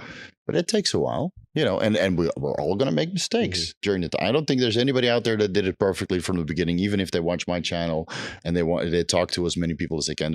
You're still going to push the limits. You open Pandora's box. There's so many drugs to choose from. What about this drug? What about Tren? What about DMP? You're still going to try it. But if you approach it with, okay, there's a step-by-step process. I'm going to use an entry dose, do blood work, and escalate if my blood work parameters are acceptable. And I know how to mitigate side effects. Whereas, some people would say, oh, gram a test. Yeah, let's go. Yeah. And then deal with the side effects later. Well, I don't think they're going to use the blood work as their metric. They're going to use their gains in the gym. Of course. As the metric. Yeah. And they're going to use that as that guide, which I don't know if there's any way around that. It's still the best way to track progress. Yeah. But you also need to track progress of your health parameters. Yes. Right? Which for every gain that you have in the gym, your health is probably going to take a beating. So you have to find a middle ground. And it sucks because elite athletes, you can't do it healthily. Let's just put that to rest. Yeah. If you want to exceed, you want to be the strongest, you want to be the biggest, you want to be the fastest, you're not going to be healthy. End of story. But how many people are going to be the fastest, the strongest, and the biggest? Yeah. That's, you can count that on one hand of every sport. So those guys can be as unhealthy as they want to be. They probably make boatloads of money so they can afford the health coaches and the blood work and the infrared sauna and all that stuff. And everybody else just chill the fuck out and take a step back and care about your health. And especially if you have a wife and kids, you got to reel yourself back in because you made a commitment, right? Yeah. I mean, I was haphazard until I met my wife. And then you meet your wife and you're like, you know what? I'm going to spend the rest of my life with this person. Let's get married. You make a commitment and then your own health has to be remaining intact because I mean, you're a bit of an asshole if you just kick off after 5 years when you committed to getting married for the rest of your life. I think that stuff is shit. Yeah. Well, it is. Yeah, absolutely. And people like to just try and pretend, there's a big, that away and say they're just hardcore. Yeah. When it's not really. Well, there's a big chunk of the people that aspire to be the people that you're talking about. No, I know. Way more of those than the people that you're talking about, right? And then they're the ones that don't have the financial resource. Well, blood work is kind of cheap now. So, if they have the financial resources to buy the shit, they have the financial resources to get the blood work done. And it's funny. Like I sometimes understand that my advice is kind of costly because I talk about MRIs, and CT scans and genetic testing and all that stuff that you can potentially do to keep yourself healthy. And I'm in a luxury position because I'm on YouTube. I make good money, right? So I kind of forget sometimes that people don't have that money. So I make videos about how to become financially secure. And people don't want to hear that. They don't want to hear about how to leverage, social media or how to leverage assets and investments and making sure that you don't pay too much taxes. I make video about that so they can become financially secure. They don't watch that. They watch the steroid videos. Of course. It's going to go out to drinking. Yeah. Well, there's another variable that a lot of them will throw on top too. All right. So they're doing all this other shit, then they're going out and drinking on top of all that. Yeah. So when you're talking about side effects and all that, it's going to play into that as well. Yeah. And alcohol literally kills your gains. I mean, Huberman, right? He has videos about nicotine and alcohol and recreational drugs. And I'm sure he's dabbled plenty because, everybody has a past. But he goes over all of the scientific literature, what you should do, moderation, and definitely what all the risks are. And he gets millions of views. Yeah. And then you talk with people. So did you watch that Huberman podcast about alcohol while they're drinking a beer? Yeah. Oh, yeah. I still love whiskey, though. Don't get me wrong. But, you do it in moderation. If you want to be an elite athlete or at least care about your health, you have, once every couple of months when there's something to celebrate. Not every weekend. Well, through your time when you were working with people, I assume you've had a lot of people come to you that were a wreck. Yeah. Right. Yeah. So what are some stories of people that were the biggest wreck that you saw? The one that we exposed recently. Liver King. Yeah. That guy was a wreck, and he's still a wreck. And I really wish him the best because he did look super unhealthy. And what I heard through the grapevine working, the people that work with the similar TRT clinics, it ain't good. But, that's up to him. He's an adult. So this is the reason why I let him go. His blood work was not good, and he stuck his head in the sand. This is one of the reasons why I actually didn't want to coach anymore. Because you have all these people, and people before that came, obviously. They send you your blood work, you make a program, you tell them to get their head out of their ass and get healthy, and they don't want to do it. So after, such a long time, I'm like, you know what, I'm just putting it out on YouTube, and the information is there. It's free. You don't have to pay me for it. All you have to do is watch some of the videos and decipher it for yourself, and then figure it out. But I've seen so much terrible blood work over the years, but I've also seen a lot of good blood work. Yeah. Even of IFB pros competing at the Mr. Olympia. They do their blood work every single month. Their cycles are intelligently designed with a coach. They, follow the nutritional program year round, right? They don't miss meals and they eat like bros should. And they do the imaging. And I mentioned that last year when I met some IFB pros in the Mr. Olympia, where they came to me and said, Steve, thanks so much for the information. Really opened my eyes. I've done an MRI, I've done a CT scan, I've done an ultrasound, I've done my blood work more often. And I caught something that was underlying genetic. And I decided to quit competing for the season to address it. So there are plenty of guys that listen, but also plenty of guys that they come to you for advice and then they don't listen. Yeah, so which is weird because I'm not cheap. Yeah, well, going back to him, why did you decide to expose it? So I sat on that information for 1.5 years, right? Because basically, as a bodybuilding coach, it's career suicide. Yes, that's why I'm asking. No, right. So and I agree. So I sat on that for 1.5 years, and the information that was being presented, you don't need to do blood work. HDL doesn't matter. I thought it was just so backwards because he was very unhealthy, at least the blood work that I had. So you sit on that for a very long time. I talked with Derek. He got some emails in his inbox. And I think when I saw him go to Mark Belt's podcast, where he's just lying through his teeth and convincing Mark that it was drug-free, and I knew better. And then he went to Mark Harley on another podcast that he used to work with, convincing them that they're natural. And then he talked to my good friend Joe Statics, convincing that he was natural. I was like, fuck this guy. This is bullshit. This is fucking bullshit. Now you're telling my friends that I highly respect that you're natural when you're lying through your fucking teeth. So I gave Derek the emails. I told him to look at this. He's like, well, you've been sitting on this for 1.5 years? I said, yeah, because it's career suicide. I can't talk about this. I mean, I've blood work from people all over the fitness industry, and I keep it all, encrypted. Yeah. Of course, because the last thing I want is a hack and then having that all leaked to the rest of the world. I mean, I could expose half the fitness industry with the blood work that I have. Yeah, I would think that they would be scared that you would. Yeah, of course. So some people reached out and said, hey, I said, you have nothing to worry about because you're authentic, And even the fake naturals that reach out to me to get their health resolved because they're using PEDs, at least they wanted to get healthy. Yeah. I've helped many of these guys. They send me their blood work. Steve, please. I don't talk about being on PEDs because of the legal issues in my country, or I'm just scared. My parents don't know. Right? They're still selling programs. I get it. But the difference is between those people and LK is that those guys want to get healthy.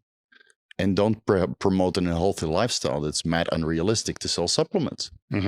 So that's the difference. Right. And so I sat on it for a very long time. I discussed it with Derek at length. We decided to, do some sort of documentary that took like 4 to 6 months to come to fruition because Zach Thielander, the editor, he had to put everything together. Derek went through his inbox. He found all these additional emails. And then we decided to put it public. And I gave him full permission. And I realized in that moment that this could probably cost me my career, but it's the right thing to do because lying to my friends like that and fooling the entire fitness industry and promoting an unhealthy lifestyle, I think that's asinine. Yeah. Did anybody reach out to him beforehand to give him a heads up? No. So completely blindsided. Just blindsided. Yeah. And I'm sure that it was in the back of his head because he sent those same emails to Derek and he sent those emails to me. And I let him go after 3 weeks because it's just unworkable. So, in hindsight, I probably should have done it a lot earlier. So you could never become the person that he was. But apparently we only did free publicity for the guy because he still got bigger and his message is keeping going. And there's a lot of high quality information that he tries to provide for young guys, that, for masculinity and stuff. But just the health aspect of it and lying to my friends, rest in peace, Joe Aesthetics. I mean, it didn't sit well with me, man. Yeah. Well, in his case, he could have pivoted the question. You know what I'm saying? Just said TRT, and everybody would have agreed. Or just not answered. Yeah. People have been doing it for decades, and then calling us subprimals and stuff. Get out of here, dude. I mean, get out of here. On a slightly separate point to a degree as well.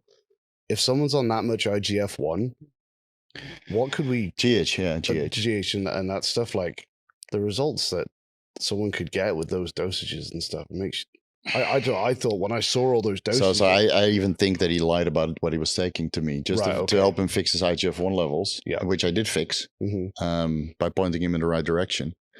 And I don't understand how American medical field can prescribe somebody 18 IUs of growth hormone without having HIV or dwarfism. I mean, he's a short guy, but he's not that short. Yeah. So how the fuck is that possible? You got it prescribed. So there's people complicit in that story. Right, but not calling anybody out. Yeah, obviously. But how's that possible? To get 18 IUs of growth hormone on prescription. I mean, it shows you why now all the restrictions are being pulled. Right? The peptides are going to be banned. The Anavar is going to be banned in America because this keeps going on, and it gives a bad name to male health optimization clinics. So all that shit he was on was prescribed. Yeah, that's what I was trying to get at. Like he was a huge part of the problem, but how was he even able to I mean, get that stuff through a reasonably legal pathway, if you know what I mean. And then, was he honest about that? I'm not sure because when I reviewed his blood work, his dosages were, I think, underplayed. Yeah. And everybody's hammering on the 18 IUs of growth hormone, but, I think there was way more going on. Yeah. Because, again, when you look at the blood work, you're like, fuck, this doesn't look good. You should quit right away and clean out for 6 months, which he didn't do. He went bigger and harder and stronger and faster under pretense of being natural, and then he went off, quote unquote, which I don't believe. Yeah, well, that's that. You just answered what I was going to ask. Is what would you have told him, or actually, what did you? I guess I told him to get I told him to get an ultrasound on his liver to see if he had non-alcoholic fatty liver disease. Yeah, no reply. So I refunded him. Yeah, okay, this is not going to work out, which he didn't do, obviously. And I don't think that whoever he's working with now brought that to his attention. And Paul Saladino was trying to help him. I was also very concerned for his health. I'm not sure they were business partners, right? So I'm not sure what is true and what is not true. But honestly, I feel bad for Paul Saladino because it's a huge blemish on his reputation by working together with a charlatan. Basically, right? It's not good for, and I like Paul, right? Even though his information is not always, I don't always agree with it. At least he's living the lifestyle, right? He posts his blood work online. He follows exactly what he preaches, right?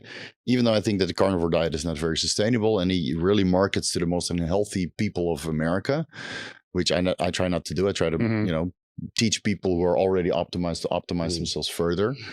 I think there's something to say for what Paul does.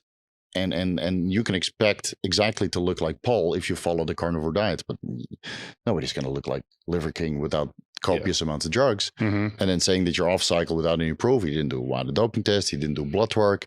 He didn't get somebody to review that. The best thing he could have done is to clean out, do a WADA doping test. There's many accredited labs all over the United States. Do blood work a couple times and send it to Derek.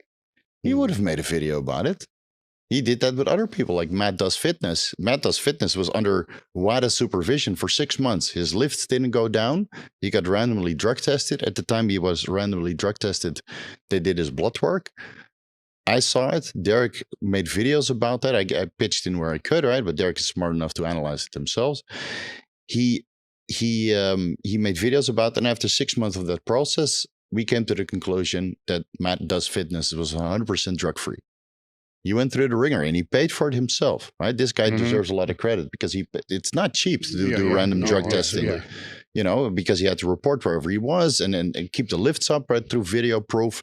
And he was actually drug-free.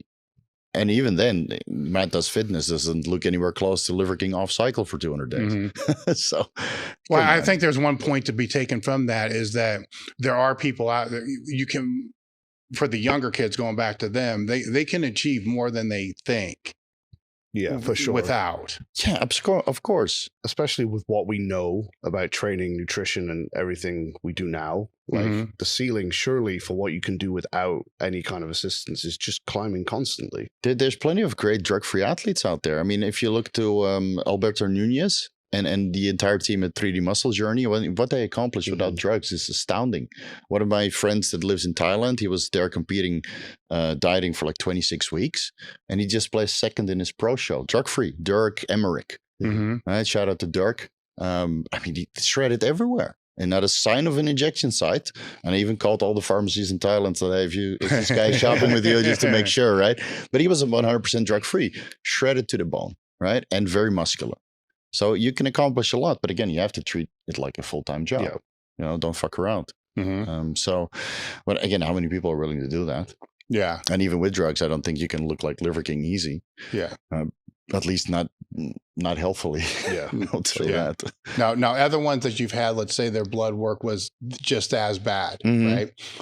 How did you go about cleaning them up? And then were they able to get back to the same state that they were afterwards? And better. Oh, really? And healthier. Yeah. Okay. So let's say there's an issue with the liver, right? Okay. You have a clean out process, maybe 6 months, 1 year. It sucks. It's a long time. I mean, I don't enjoy being this small and off cycle, obviously, but you have to do it for longevity purposes. So let's say the blood work is horrendous for whatever reason. And I write them a protocol which doesn't involve drugs, just health supplements and coming off. You restore the HPTA. They can do some HCG monotherapy, right? So testosterone production is good. Or maybe you bring them down to a true TRT dose, 150 milligrams a test, maybe some GH. So you feel full. And then they do that for months. They do the organ imaging, to keep track of how it's progressing. And then it might take 6 months to 12 months. But when they restart, right, they understand they have a handicap because one of the organs is not 100% anymore, or they're scared. It's basically like an injury. You tear your pec. Yeah. How long does it take before you have the confidence back to bench press heavier, right? Or maybe that never comes back. I mean, how many strong men and strong guys have ruined their career from a bench press injury because the confidence isn't there anymore. So it's the same with the organs. You're basically handicapped because you know it might come back if you continue with the same path you were on before. So you do more with less, and then they realize, wait a minute, I didn't need all this. I didn't need 89 units of growth hormone. I can get it done with 4. So this is learning the hard way. But there's plenty of people that stick their head in the sand and don't listen. For the amount of people that are waking up suddenly from a health complication, decide to clean out, get healthy, improve their life because they have more going on in their lifting career. And then they kind of wake up, see the light, and then do more with less. I suppose the quick, and you may not be able to answer this concisely, but probably what type of people that are listening to this maybe need to hear is how many of the people driven high-level athletes who come to you with shitty blood work go through your process, to clean out and get healthy. How many of them then, on the other end of it, can never get back to where they were? How often does that happen? They all come back. That's what I mean, but they might miss a competitive season. Yeah. you know. But maybe how much longer is their career if they miss that 1 year? If you know what I mean. Right? Well, you can't have a career if you're dead, right? Yeah, that's what I mean, right? So maybe they miss a year now to do whatever. Yeah, so they can continue 5 to 10 more years. That's what I'm saying. Right. I mean, there's plenty of old competitors, and that's why we have a master class in many different sports. So, you know, you take a year off, big fucking deal. Yeah. It's not the end of the world. Okay, it sucks if you're the top of the top and you give up your position, but most of the top of the top, they don't go to me, they go to other educators. I mean, Eric Serrano and those kind of guys have been doing it way longer than I have, so I completely get it. But most of the guys on the amateur level or you know, somewhat high level that compete in whatever sport. Okay, you miss a season, right? They weren't top of the top yet, but they might become top of the top by cleaning out and getting healthy. And that I've seen many, many times because they hit that ceiling like we talked about. Yeah. They clean out, they get serious, they focus on these little things while they're off cycle, right? And then basically like a post-cycle therapy.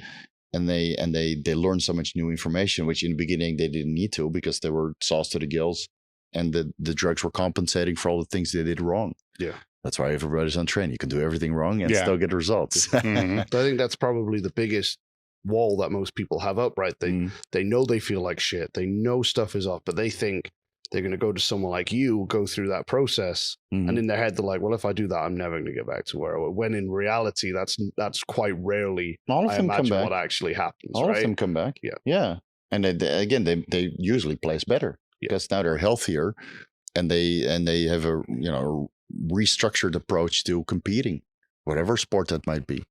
So, but it brings back patience and setting your goals aside for another competitive season, which is hard where you're that close. Like, let's say you're second place and you're really pushing it and you know you can be first, but you have to get healthy first and you miss a season where you're that close. I mean, it's tough mentally. And a lot of us, a lot of the athletes, they make money competing, right? They sponsor obligations, they have prize money, you have your reputation. And if you're not on social media kicking ass, you're irrelevant, and that makes it hard. I mean, the social media pressure is often overlooked, but that's the reason why our sport is in such a bad state. And I always practice what I preach. So if I say I'm going to come off cycle to get my wife pregnant, that's exactly what I do. And if I look like a skinny bastard, so be it, too bad. I have a bigger goal than looking phenomenal, jacked on YouTube, which, don't get me wrong, I would love to, but I have other things to do. Yeah. And luckily for me, I can still have a YouTube channel just talking about stuff, but athletes. Yeah.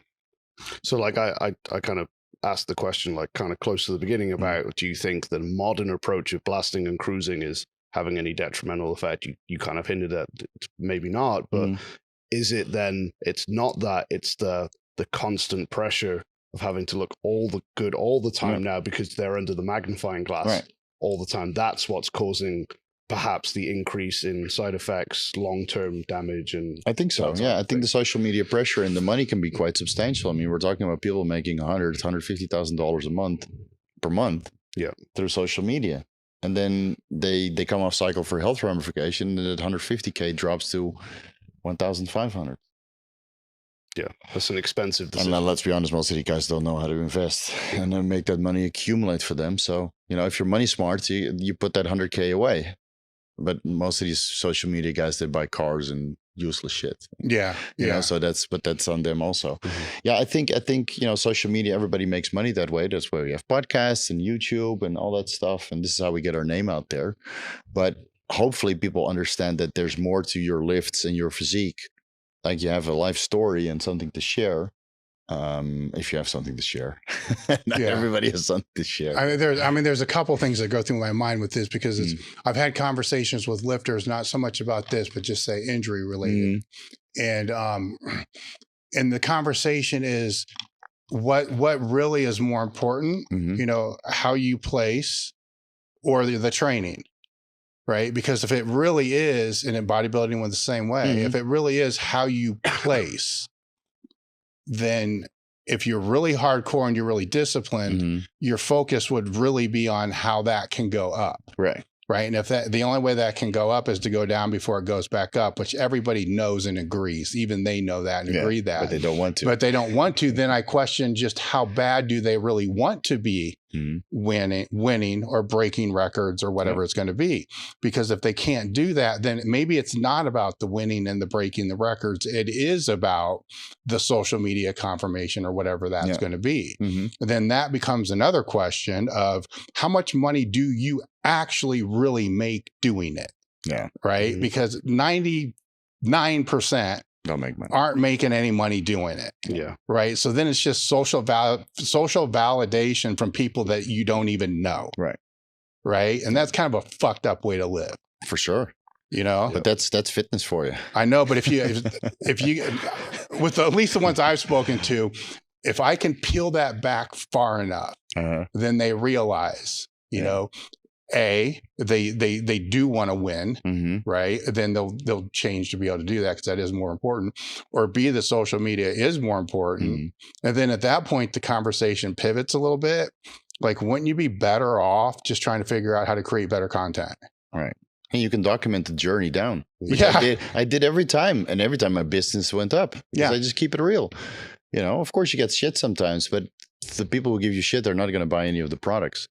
It's engagement. Yeah, it's engagement, of course. It's likes and comments, right? Yeah. Comment doesn't matter if they're shit comments. That's or right, bad comments. right? It's more engagement. It gets pushed more. Exactly. So I just document the whole thing. You know, when I had non-alcoholic fatty liver disease, I took everybody through that journey all the way down to like 180 pounds. It sucked. 180. Yeah. But I fasted the non-alcoholic fatty liver disease off. I just didn't eat for 6 weeks.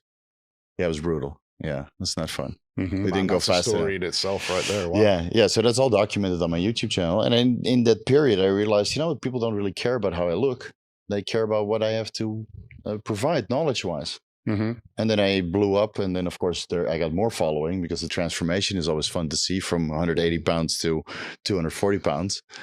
Right? That's fun to see. And then, and now I came off again, and now I'm 200 pounds. And well, I think that's the takeaway is you're telling a story. Right. And that's what's going to create that following. And you can do the same with the packet tear. I just told your guy from EliteFTS that does your social media. I said, just document it. Yeah. You know, and then the journey back up is very interesting.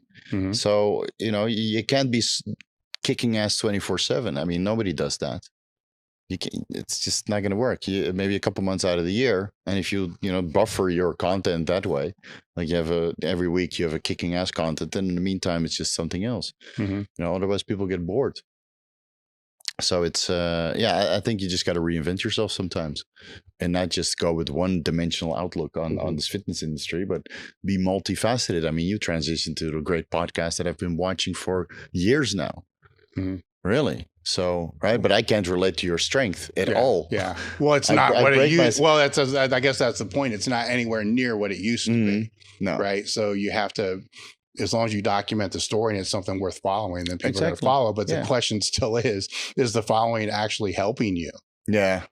Right. Fill your pockets, but you have to provide value also. Yeah. A lot of people just are inspiring to get into the gym, but they're not, you're not changing their lives.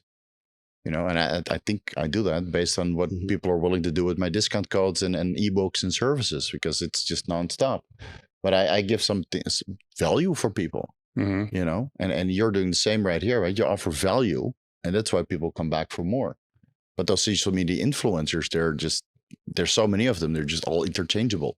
It's a good physique on Instagram, and that's it. Okay, I want to go to the gym and get an app. I will never get apps like that guy because he's genetically predispositioned and he's uncleanly around. So you have to look a little bit further. But yeah, it's just, I guess everybody's got to figure it out eventually. Like what more can I offer than just lifting? And being a good physique. One thing that I did, and this is going to be total switch here. I'm sorry, but I did want to ask you about something specific, if that's cool. I see a big disparity, if you like, so between, or rather an issue with those in powerlifting and strength sports using or taking advice on dosages that are used in the bodybuilding. Oh, yeah. Right. Okay. So that's a good one. Yeah. Right. So the dosages that are required to be 260, 7% body fat, whatever, compared to the dosages required for a 220-pound powerlifter who's, already floating around the top of his weight category to maximize his performance for a peak, for a competition. Those are two massively different realities, right? But that doesn't get talked about. And I think they end up getting a lot of it's not misinformation, because in the context of the bodybuilding world, it works, right? Yeah. So if you could maybe just give some maybe broad strokes, whether it's common mistakes or things that you think get misused a lot, maybe in strengths, obviously that's where quite a lot of maybe the listeners are going to be here. Right, of course. Yeah. Where that, work in the bodybuilding realm, but maybe people are using when they really don't need to, or the dosages are wildly off. So you have to discriminate between performance enhancing drugs and cosmetic enhancing drugs. Bodybuilders mostly use cosmetic enhancing drugs. Yeah. Right? They look full, vascular, jacked. But real performance enhancing drugs for powerlifting or strongman, they're very simple, basic. Test, maybe some tren at the end, halo testing, of course, to get strong. But I think the dosages in powerlifting oral wise are way out there. Yeah. Then again, bodybuilders use anadrol to fill out before the contest. And then we're talking about 250 to 300 milligrams for a couple of days also. Yeah. And I don't think that's unheard of with strongmen when I have to make a weight class and then need to fill back out with food and anadrol and halo testing. So I think you just, again, the dosages between bodybuilders are going to differ vastly, and even the cocktails, because, after so many years of bodybuilding coaching, I realized that everybody's different and the cocktails are going to be vastly different also. And it's the same for powerlifting. Eventually, you have to figure out what works for you. But a lot of the cosmetically enhancing drugs are just not required, because you don't need to look good, you need to perform. And when I talk about performance, a lot of drugs are overlooked by the powerlifters, again, to improve mitochondrial function. Yeah. And improve glucose oxidation or fat oxidation or both at the same time, even though those usually don't go well together. Right. And how to manipulate your body weight to the point you get more performance for your body weight. So you can maybe compete in a lighter weight class, but still deadlift like you're in the super heavyweights. Yeah. Right. All these little things contribute. But I think bodybuilders and strongmen and strength sports are just in the same boat. They only know about the traditionally used PEDs, but not about all the good stuff that's interesting alongside of that. And this is what I document on my YouTube. Yeah. Like, I've just made a video series, 6 parts about optimized endurance. Right. So I go over the steroids, I go over the supplements, I go over about all these Russian drugs, right? Mildronate, amoxapine, hypoxin. Nobody's ever heard about this in the audience, I'm sure, but look into it. Yeah. And just watch the endurance videos, and you start clicking on how the biomechanics work together, the biology, how you can optimize that. Like, wait a minute, I've overlooked this tremendously. So for all the guys that break records after watching this video, you're welcome. So those are some of the ones that they're overlooked? Oh, yeah. Mitochondrial function is completely overlooked by all athletes. And I've been doing a lot of anti-aging stuff recently with NAD+, and nicotinamide mononucleotide, and all these other anti-aging and mitochondrial drugs. And I think that's one of the reasons why I was able to sustain some sort of performance until I decided to take it out, because the literature is not that extensive when it comes to fertility. So in the first couple of months, I was still running it, and I was kicking ass in the gym like I was on cycle. But, I was off steroids for already 6 months. It's only the last couple of months that I took everything out to get my wife pregnant. And that I realized, now I'm starting to feel a bit sluggish. But imagine adding the MOD-C and the NAD+, and the nicotinamide mononucleotide, and the mildronate, and the hypoxin, drugs your audience probably never heard about. Look into it. Records will be broken, I promise you. Yeah, and some of the guys that I do consultations with, they look into this and wait for the next competitive season, because they might turn some heads. Yeah, absolutely. All these little things matter. Forget about the tren. Tren, you're still going to have it in. Maybe lower the dose to 150 milligrams per week, not 700. Thank you so much for saying that. There's a lot. There's a lot of that stuff. And then look into NAD+ to upregulate all the enzymatic reactions in your body. As simple as magnesium intake or vitamin D3. I mean, that's low level stuff, but I cover all of that on my YouTube channel. And then I do consultations with guys at the Olympics, beating records. Yeah, and those guys don't lie about their shit, so those guys are, don't have to worry about me leaking stuff. Yeah. Plus, I need to be on my best behavior. You only get 1 leak per career. Yeah, you had to pivot too. Yeah, so, you got one leak per career, so that's already done. So don't worry, I'm on my best behavior. Yeah. Were there any topics you wanted to talk about we didn't bring up? No, I think that's pretty much it. I mean, I could go on for hours about the PEDs. I mean, I love talking about PEDs in the context of doing them safely. It's just, where do you want to go? Do you have any questions? Yeah, I think just that whole category that you kind of broached on there. Again, we kind of mentioned earlier about people with PEDs in general forgetting that other systems play a part. Like you mentioned about the androgen receptors, but then they ignore their insulin sensitivity, their oxygen management, etc. Like those drugs you're mentioning there, a lot of people are going to react and be like, mitochondrial function, I'm not a freaking marathon runner. Yeah. Right. But what it's like, well, what if your maximum recoverable volume was 20% higher? It is. Which is the type of thing that will achieve, right? Yeah, your nutrient partitioning, your overall recovery, your sleep quality. I mean, the sleep quality that you get from NAD plus levels increasing, it's so substantial. It's such a big difference.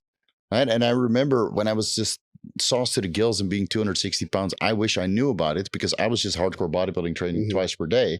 But I think with the PEDs that I just talked about, I could have trained twice per day and be a successful entrepreneur, which is very hard to combine, you know, when you're just training 24/7 and you're brain fogged. With the knowledge I have now that I document on my YouTube channel, you can make a fuckload of money being an entrepreneur and be a high level athlete. And I've helped many of them, you know? So I think you can do everything at the same time and then have all the disposable finances to do all the ultrasounds so you can keep yourself healthy and then hire the guidance and not flinch about, you know, some educators charging a boatload of money for an hour of their time because the income of you being an entrepreneur is so high. I just released a optimized entrepreneurial nootropic stack where I just go over, you know, methods to optimize your productivity, which is a large portion of my audience nowadays, entrepreneurs. They want to know about TRT and, you know, the nootropics on top of that. And they did very well. And then within a month of release, I get the emails like, oh, I doubled my income in a month. So imagine doubling your income and doubling your bench, right? Of course, the bench is a little bit more, probably 10% more. But I mean, there's so much opportunity out there for people to improve their physical and mental being. And it's all documented there. Yeah, absolutely. You know? And again, that you throw out another category there, nootropics. Yeah. People like strength athletes forget that what you're competing in to a degree is motor learning, which funny enough involves your brain. Yeah, and then they use very cheap over-the-counter nootropic formulas, right? When in reality they can just make it specific to themselves. They can look into alpha GPC. Again, some of them will drone it in a hypoxia and have some nootropic benefits. And so all these things, they can really contribute to your overall productivity in the gym and as an entrepreneur. And again, when you have both, then sky's the limit, right? I mean, so nootropics I'm diving into quite a bit. You know, you have methylene blue, which upregulates mitochondrial function and acts as a nootropic. And you see people running between 4 to 12 milligrams per day. It's literally a dye. It looks blue. Yeah. So they run a low dose. Their performance goes up, but also their cognition. Of course, when you go to the bathroom, you poop Smurfs. Yeah, really. That's how blue it is. So that might be a bit of a turn off. But all these little things you can look into. And like the weather-proof doping stack that I released just for 2024, I think I rattled off 50 drugs that are not on the list. And putting them together, I mean, you could just beat everybody's ass. That's what I mean, right? There's that whole realm there which exists outside just take more trend. Yeah. That just gets completely overlooked. And it's like, well, those things those systems you're not even touching. So your returns on anything you put in is going to be enormous compared to just putting something a little bit more over here where you've already probably overloaded it. Right. Anyway, obviously then the health ramifications. Of course. And then of course you can go into gene therapy and stem cells. And then I watched the lecture of Dr. Khan.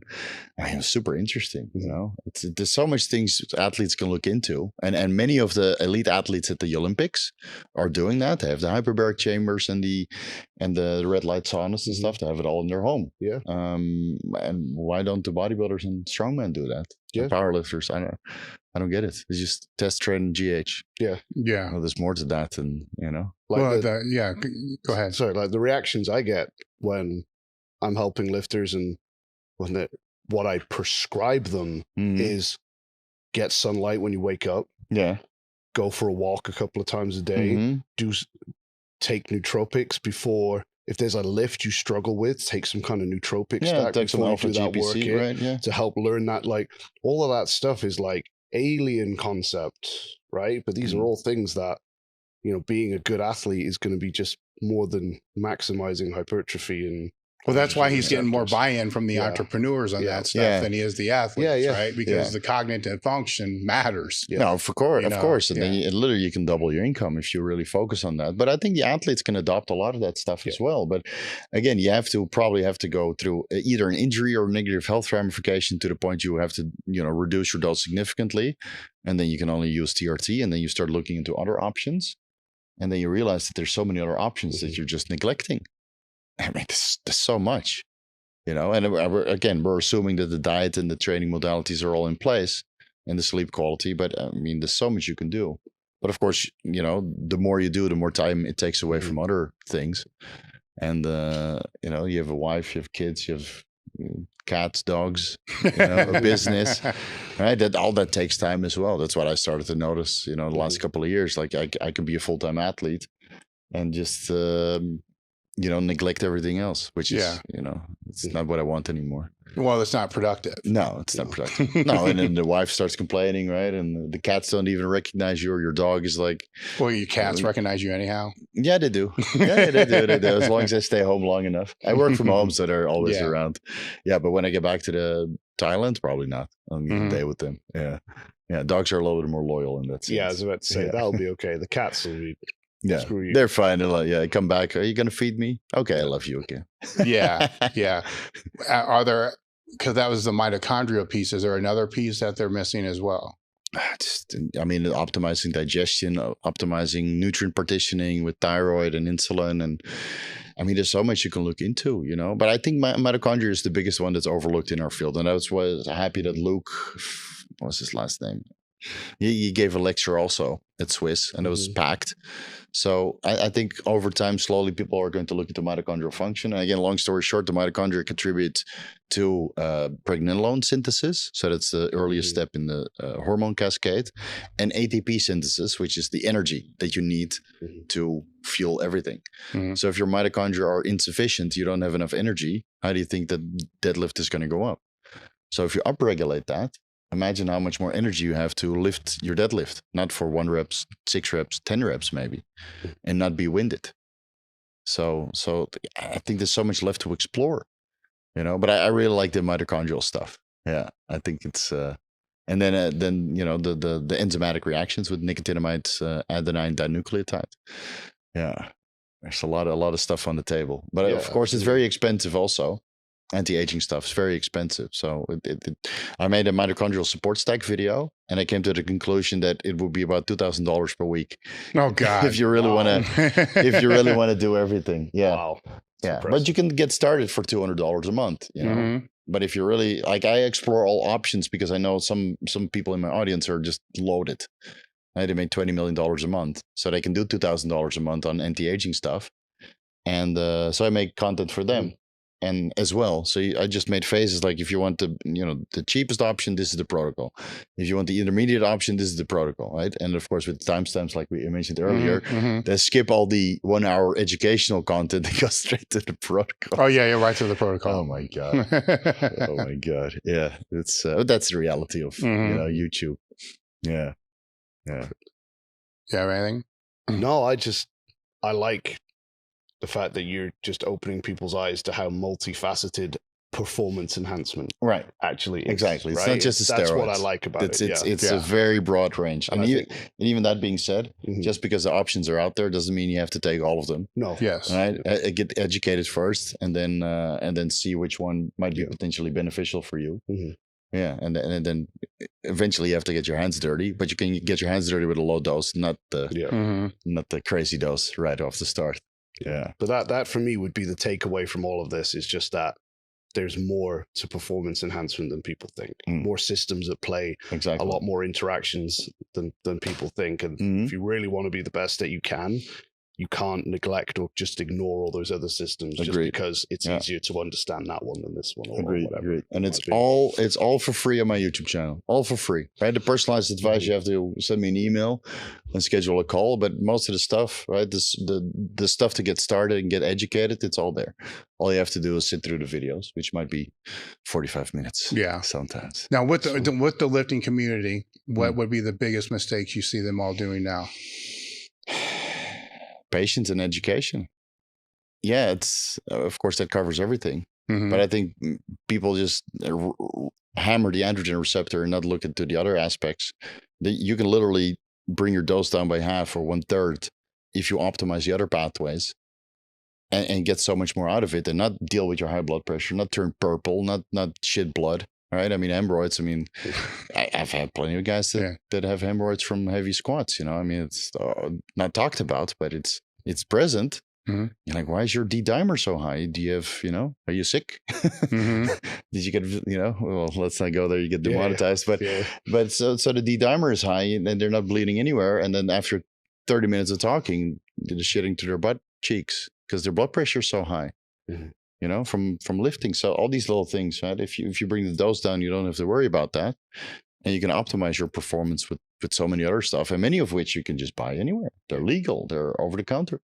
So look into the over the counter stuff is what. Well, I think that's important what you said right there, because it's over the past few years, mitigating side effects has been the conversation, right? So yeah, the blood pressure's high, so just take blood pressure meds. Yeah. Right, where there's this option here that would be better. Take some magnesium. Yeah. Take some magnesium. And the amount of athletes that are magnesium deficient, it's astounding. Yeah, and magnesium, it's over-the-counter supplement. Can't work. I go with the medication, but you only need the medication when you can't mitigate the blood pressure with other methods. Maybe your sodium intake is inconsistent. Maybe your magnesium intake is too low. Maybe your vitamin K and D3 levels are not sufficient. Maybe you just need to walk a little bit more, not take the car to 7-Eleven every night. So all these little things you can do. That's why Stan Everything's talk is always so interesting, because he talks about the low-hanging fruit and really hammers it into the athletes. And that being said, I still get plenty of blood work consultations where you see the blood work and like, hey, deficient in vitamin D, deficient in magnesium. What about blood pressure medication? Try the magnesium first. Yeah. Right? Maybe 1,000 milligrams per day. It's a high dose. You might get some diarrhea in the beginning, but once you start absorbing it and your performance goes up and your skeletal muscle contractions improves and your arteries dilate, they relax. That's what magnesium does. It relaxes and dilates the blood vessels. Now your blood pressure is in range. Magnesium over the counter. You can buy it on Amazon and it delivers the next day. Yeah. But what about Cialis? Okay, put the Cialis in if you want to, have fun in the bedroom. It's fine. Mm-hmm. What about the telmisartan? You maybe don't even need it. Magnesium is way cheaper. Yeah. But then if you can't control your blood pressure during strenuous lift, you might still need a little bit of telmisartan or another angiotensin receptor blocker. But that comes later. Yeah. All right. Comes later. That's not option A. No. Well, that's what I'm saying with the mitigation that's been that's the option they're going to. Yeah, which is annoying to me. Which is annoying because everybody talk about blood pressure medication now, and I'm like, dude, the low hanging fruit is magnesium. It's cheap. It's everywhere. Stop and cut the crap. Yeah, but it's a performance enhancing drug because it stimulates the PPAR receptors. No, it doesn't. Yeah, but you don't have to, do blood donations anymore because it keeps your hematocrit in range. No, it doesn't. So people rattle off through the scientific evidence, which could potentially be possible, but on athletes it hasn't been investigated. Most of this evidence comes from in vitro studies or animal studies. Yeah. So again, that's the problem with educators in our space. They just read studies and think it's going to play out. Like an animal study is going to work on athletes. Yeah, good luck. Yeah. But good luck with that. But this abstract said. Yeah. Yeah, blow me. Yeah. No, that's a huge issue nowadays. So ideally, for the guys out there, at least listen to somebody who's been in the field and worked with athletes for decades. Yeah. Because when I talk to, the doctors that also coach athletes, they're like, there's more ways to skin the cat. And in most cases, it's just as simple as magnesium or vitamin D3. Yeah, sleep apnea, get a CPAP. No, maybe vitamin D3 can also help. Yeah. Mm-hmm. But athletes would probably need a CPAP machine. Yeah. So I was on high dose vitamin D3 for a very long time, and I never needed a CPAP when I was 260 pounds, by the way. Really? Yeah. Mm-hmm. So maybe I wasn't heavy enough. That could be. That's what told you. Yeah. You need to be 280. You need to be 280. Yeah. I slept beautifully, but I was on top of my micronutrients. Yeah. Can't sell that to anybody. So when after your wife is pregnant, are you going back up? Yeah, but TRT in the beginning, because I want to see the workload that comes along with kids. Like this is going to be my first rodeo when it comes to kids. So just TRT. Like I want to do the Chase Iron cycle. Don't get me wrong. I want to blow up. That's a term in the fitness industry. And then I would love to be 260 pounds again, but it's not only about me anymore. You know, I'm married, and if I'm gonna have a kid, I'd better stay alive to see it through. And there is risk attached to that. So I'm just gonna do TRT. You know, make sure my business is okay, and enough TRT to have a fun time in the gym, and it'll be a little bit more productive. Because I did notice that after coming off, that my productivity went down, even with all the productivity aids that I have in place. So I would like a little bit of TRT, and then we'll see how much it's going to take. You know, or how much time the kid is going to take. Because I could be at the gym training 2 hours a day, 7 days a week, or I could spend time with my kids. Yeah.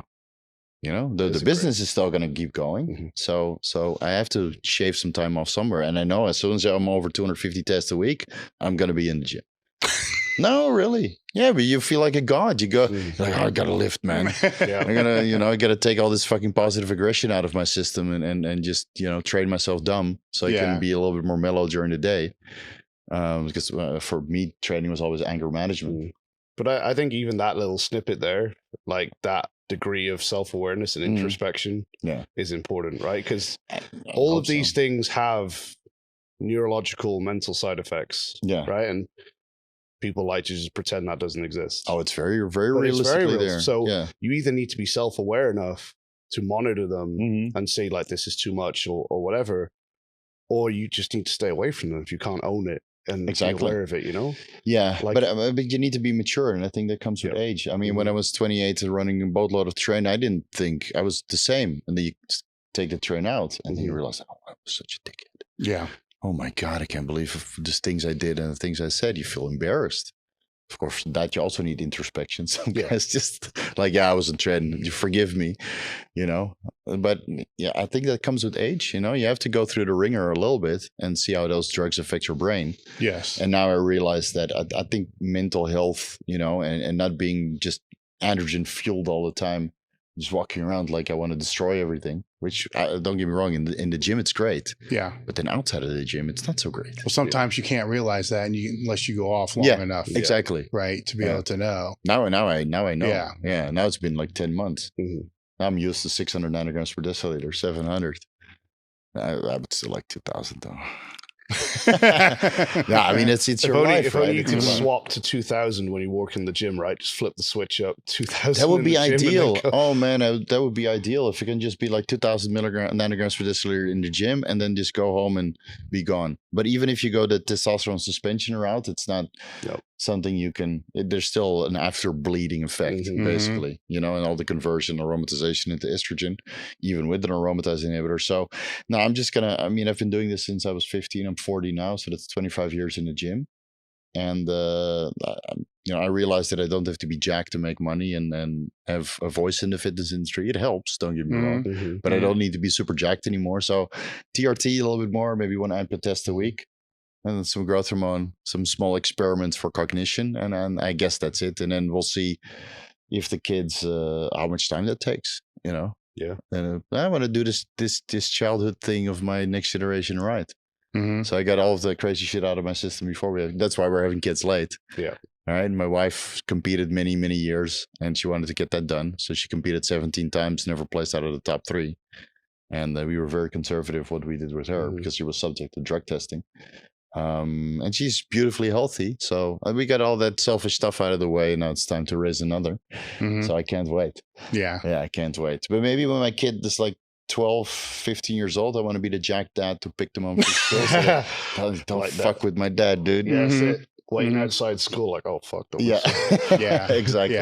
Yeah, I think that's the right time to really be a little bit saucy, but I'll be like 55. So yeah, that becomes another another variable there. Yeah, I might have to talk with you and Skip and Skip Hill. Because now you got to worry about your cardiovascular fitness and all the other shit that just goes to shit anyhow. Exactly. So let's see. So I'm gonna keep it moderate. Yeah. Which I wish I didn't have to do, but you know, comes with the maturity, I guess. Well, there's a conversation there. There's a lot that don't make that pivot. No, I know. Right. And they just keep going and blasting. And I know many people that are 50 years old there. I'm like, what the fuck are you doing? Yeah. Especially if you have a wife and kids, you know, I mean, they're responsible. You made a commitment, you know? So that's why I tell, if you want to blast gear, do it when you're young. not too young, guys, not too young. But if you're like 25 to 30, 35 years old before you really settle down, blast gear then, you got 10 years of blasting out of your system. And then when you're older and you're ready to settle down, you have kids, and at least you don't have to go through this phase, that midlife crisis where I want to, be the strongest or the biggest or the most jacked guy. At least you got it out of your system. And then you can kind of, settle down and do the things you swore never to do when you were a kid. I'm never going to get married. Yeah. I'm never going to buy a house. I'm going to travel the world. Okay. Yeah. All those things that you say you're never going to do, you end up doing. By the way. Yeah. And it's actually quite fun to be in that position. Yeah. I can tell you that. Yeah. So, yeah, I can't wait. Yeah. We'll have another round of conceiving when we get to Vegas next week. Well, everything crossed. Yeah, thank you. A healthy, happy pregnancy, and thank you. Everything that comes afterwards. Yeah. What is the best way for people to get a hold of you? I know your YouTube is where they're going to learn from you, but what's the best way to get a hold of you? Just Vigorous Steve. And you get my website, you get my YouTube, you get my Instagram. I think through the website is probably the best way because I get flooded with SARM questions on Instagram. So go through the website. I have a contact form there. Just send me what you want to discuss, and I might shuttle you to a service or answer your question. And keep in mind, I have a Vigorous Q&A every weekend. Just ask your questions there. Yeah. Right? Where is that? On my YouTube channel. Okay. Yeah, I'm on the Vigorous Steve YouTube channel. Vigorous Q&A every Saturday. And just ask your questions there. I sit there for 2.5 hours answering questions. Yeah, every weekend. But 2 weekends ago, I didn't do it. But let's say 46 weeks out of the year, I'm there answering questions. Well, when you're in Vegas trying to conceive, it's probably not. No, I'm still going to do it. Yeah, I'll conceive right before. And then instead of being nice and relaxed, just answering direct questions. During, yeah, that's on the OnlyFans.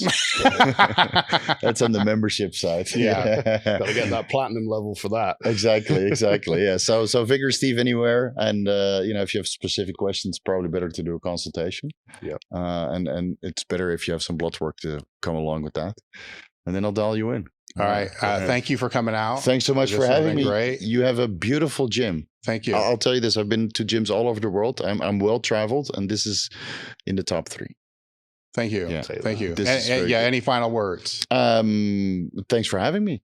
Really, it's an honor. I've been following your content for years. I saw you on the Instagram page, and for me, it's surreal to be here. Because I'm a huge fan of the fitness industry. I watch your content since the John Meadow days, doing leg extensions with cattle prods. Yeah, I mean, honestly, it's an honor. It's an honor to be a part of this. So thank you so much. Yeah, thank you. All right, guys, thanks for listening. We're done.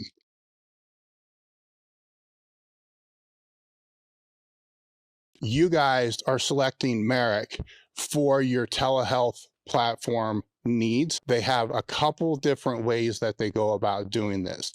The first is through a self-selected experience. So there's a table talk panel, which is the full panel.